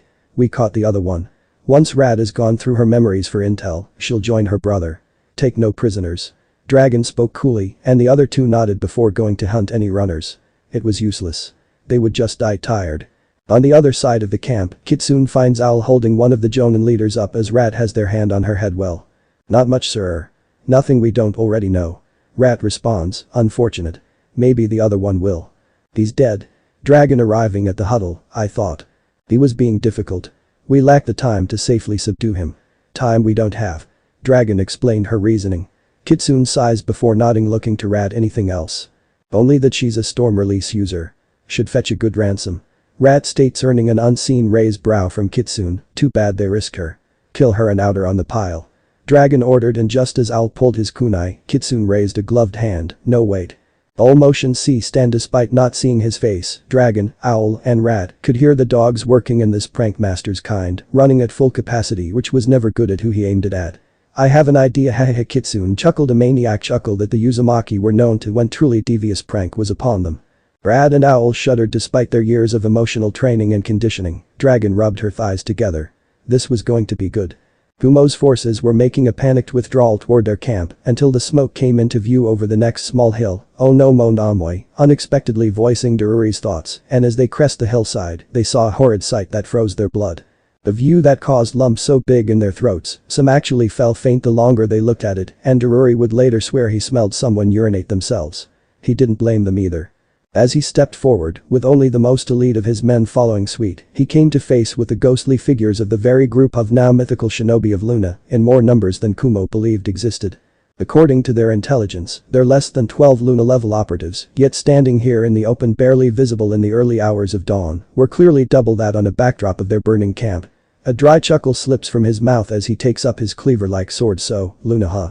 Guess you do work for White Dawn, as our intelligence guessed." No response. "As always," Daruri mumbled, but in order to save his subordinates he raised his weapon and pointed it at the kitsune masked one. "I demand a one-on-one. If I win, you step aside and we leave. If you win, we surrender. Come on. Be a man and fight me." Daruri roared, charging towards his opponent, unintentionally sealing his fate and that of his subordinates. His charge caused the Luna force to charge too, much to his horror, as even Kirsten dodged his strike, but instead of turning back to fight, he continued into his troops. "No." He yelled, giving chase, but he was too late. The Luna force had already reached his subordinates and were working through them after that stunt of switching targets at the last moment. Charging back, he spits the White Dawn force approaching fast from the direction they came from. Damn it. Charging his black lightning, Daruri swings his cleaver towards the first Luna operative, only to find his sword clashed against a tanto coated in wind and a fire supplementary. Pushed back, he dodged a distant slash of wires, but couldn't raise his cleaver in time to block the wind-coated kunai thrown and was knocked just above his waist. His exposed right shoulder was slashed through, forcing his blade down before his head was removed. The last thing he would see were the masks of a kitsune, dragon, and owl. Amoy clashed with another samurai, defending Carrie's back once again, as the two remained together as the brawl escalated beyond a simple melee. None could get kill strikes as they were surrounded by samurai, and they knew there were shinobi somewhere, but could point them out as their thrown weapons were deflected effortlessly from beyond the circle. "This is bad," Carrie panting as she stares down her opponent who is standing firm. "Yeah, too bad Yujito's missing this party, huh? Haha, yeah, when we get back, she'll be jealous, no doubt. We still have B senses in reserve, right? Daruri is out there too, fighting on." The boy chuckled as his eyes scanned the gathered crowd. "Perhaps we could surrender." "Never. We're fighting for Kumo's honor here. We can't back down to these terrorists." Carrie roared, leaping forward. "Carrie. Wait." Looking away from his own target, reaching out and yanking her back height to his arms as the blade from the side cut through his back instead of her chest, right through his shoulder blades, then spine before his waist. Coughing blood. He raises his hand. "We surrender," his final words before going limp in Carrie's arms. Said girl was shell-shocked. Her best friend just saved her from a cheap shot from a samurai, no less, all because she got a little impatient. "Amoy, get up, Amoy, come on man, this ain't funny." Before she knew it, she was bound and on her knees, chakra suppressed and sword removed from reach, and the boy before her was being tended to by medical ninja, with their mystical palm running over the wound. To Carrie, it felt like forever with her eyes fixed on the still form of her closest companion. He may have been a fool who had too much sugar running through his veins, but he couldn't just die like that, could he? It should have been some really epic battle against overwhelming numbers. Kindle-Iko logged the first breath in like 2 minutes, but as the green flows fade without the wound being closed, her snap to the mednin, "Wise you stop. He can't be. Sorry kiddo. He's gone." One of the medical shinobi reports and just hysteria began to set in. Okay, the golden-eyed Kunoichi, she was given a sedative and she fell limp. Of the 300 strong, just over half surrendered to the White Dawn. When it was revealed that Daruri had fallen, Kumo's morale had plummeted, but the final nail was when the Eight Tails had roared onto the stage, reigniting their fighting spirit despite being bound and chakra sealed. That's when Karin Uzumaki took the field, alongside, unknown to Kumo, shadow clones of Naruto and Tayuya that all deployed their chakra chains. Karin alone had more than it was realistically countable, whereas Naruto had only 6, Tayuya at least 12. Until then, no one had ever seen any of the tailed beast hesitate nor swallow a lump in their throat. It was a day full of firsts as the Eight Tails backed up upon seeing the chains that brought down his older brother with little effort, with a great deal many of them from 3 separate Uzumaki in place of the one that did in the 9 tails. He would never live down the shame of him retreating from that fight, but he'll be damned to get captured by the damn White Dawn. The sight of the fleeing Octo-Ox killed any spirit the Kumo force had, and Naruto wouldn't be able to sleep that night as Kuruma had his brothers fleeing from the chains on repeat in his cage, his laughter preventing his host from sleeping. Land of Lightning, Kumagakure. What? A roared so loud, every single living being within the land of lightning froze in shock for a brief moment, the cage gripping his brother's head in his infamous iron grip, and you ran away. You didn't fight. Teeth grinding as he looked into his brother's cracking shades. Listen brother, they had not one but 3 Uzumaki and loads of chains, it would have been too much a pain. Whoa whoa whoa whoa. Thud. A continued to breath deep and heavy, having thrown his brother across the room into the wall. Damn it. Bolt. Prepare to sortie. He grinned, they want to play with the biggest of the big 5. Fine. Time to show them what that means exactly. Reaching his desk as B slowly climbs to his feet. Get out of my face B. I think you need to chill before you get billed. B. A roared, but he simply raised his hand. On a serious note A paused upon B rapless response, equally as serious those special forces you mentioned, Luna was it? Yeah what boom. Leaning his head on his closed fist, elbow on his raised leg, they were 21 of them. All geared up and in the thick of fighting. 21. A mumbled as he pondered over this new piece of information, that's twice that we thought they had. If they are all as skilled as the fox and dragon ones. Perhaps we shouldn't be so hasty on our response. Be advised and A had to admit, the prospect of going up against that many Luna shinobi wasn't wise. You may be right on this one B, however, we have to respond somehow. This can't go unanswered. This caused the 8 tails to sigh alongside his container, fine. Just keep the feline here for bedtime. B returning to his poor rapping, ending the serious talk and any hesitant thoughts about retaliation, was dashed as A grabbed him with his iron claw technique. Land of Fire, Havoc-Teir. At the same time in Konoha Heim. Jiraiya jumping through her window in a panicked frenzy, interrupting a mission debrief teams 10 and 7 Jiraiya, can't it? Kumo attacked Spring. He huffed instantly gaining the room's full attention, they what? Tsunade roared, leaping from her seat, they attacked Spring 3 days ago. We should prepare A. No need. The Toad Sage huffs finally getting his breathing under control, what do you mean? Isn't Snow an ally? Sakura asked as her classmates all nod. Her question actually caught the 2 senior shinobi off guard, forgetting about the debriefing shinobi no, they haven't been allies for several years. Not since Kakashi trailed off and they all understood at that moment, which is why this is so important. Jiraiya continued, breaking through the solemn atmosphere effortlessly oh. The cage questioned with a raised brow, and the Toad Summoner nodded frantically placing pictures down on the desk. The top one clearly showed one Naruto Uzumaki, in full white dawn uniform, 6 chains extending from his back, beside 2 redheads who also had similar chains of various numbers Naruto. And he has the chains. But he does. Jiraiya chuckles, damn Gaki has the chains. He isn't the only one it seems either. Tsunade states observing the 2 at his sides, I recognized the shorter redeed, she was the one we caught with the kids. The one I fought during the retrieval mission. Shikamaru states, observing the picture according to my source, they faced down the 8 tails and forced him to retreat. Jiraiya informed Tsunade to snort, I don't blame him. Just 1 Uzumaki with them was enough to pin the 9 tails. Imagine what 3 could do. Hold up. Shikamaru called out, getting the older duo's attention, what are those chains? The way you speak of them, it's like they are. The bloodline. Tsunade already seeing where he was going with the question, earning a nod from Nara to which Tsunade smirks, the chains themselves aren't the bloodline, but rather a byproduct of it. Confusion sets in on the entire room, besides Jiraiya who already knew, what does that mean exactly? Sakura poses and Tsunade sighs wondering what they learned at the academy briefly, the Uzumaki clan doesn't have a bloodline in the traditional sense, but for argument's sake we'll call it that. Tsunade picking up the first picture and showing it to the room, it's called solid chakra manipulation. Allows them to mold their naturally dense chakra into any form they choose. By default she waves the photo around our chains that can and have bound even the 9 tails and prevent them from breaking free. A stunned silence prevailed for a long moment before Choji raised his hand, surely they have a weakness. I mean everything has one right. Tsunade snorts, if you find it, let the world know. You'd be paid a handsome amount. So they are unbreakable chains. Surely your chakra punch could. Sakura began, but Tsunade snorted at the thought that she was stronger than the 9 tails. Not only are they unbreakable Jiraiya speaking up in place of his teammate, but they have the secondary effects of suppressing their target's chakra too. The longer they hold, the longer it takes for your chakra to return. That is damn right overpowered.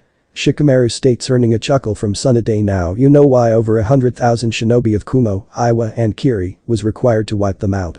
Jaws hung open, and the 2 veterans chuckled mirthlessly, and less than a quarter would return home. Troublesome. How does chakra become dense, exactly? Asked Ino, earning a raised brow from her fellow Chunin, and the few Jonin looked from her to the Hokage who offered a wry smile, was this not covered in the academy? If it was, I missed it. Sakura states, which told the adults who all signed several mumbles about stupid civilians and academia not being covered. Tsunade sighed, chakra density is just that, how dense your chakra is. There are methods to thicken it, but most don't bother as it's faster just to mold and fold it for larger techniques. What kind of benefit does denser chakra have? Shikamaru inquires. Depends. Tsunade responds as she looks over the assembled group. I think of those here, mine is the most dense, followed by Jiraiya. The thinnest is probably Shikamaru, followed by Ino. How can you tell? Is there a measurement for it? Choji asks, which Jiraiya cut in. If a civilian's chakra is set to 1, then Shikamaru is at 4 with Ino at 5. In that case, what is yours? Asks Sakura, trying to get an idea of the scale. Mine, Jiraiya chuckles nervously. 12. 13. Tsunade sighed, eyeing her teammate before looking at her former apprentice. And before you ask, mine 15. This caused mouths to drop, but she just shrugged. I'm a quarter Uzumaki. What about Naruto then? Choji questioned out of curiosity. Well, before he left, it was denser than mine, now about 14 maybe 15.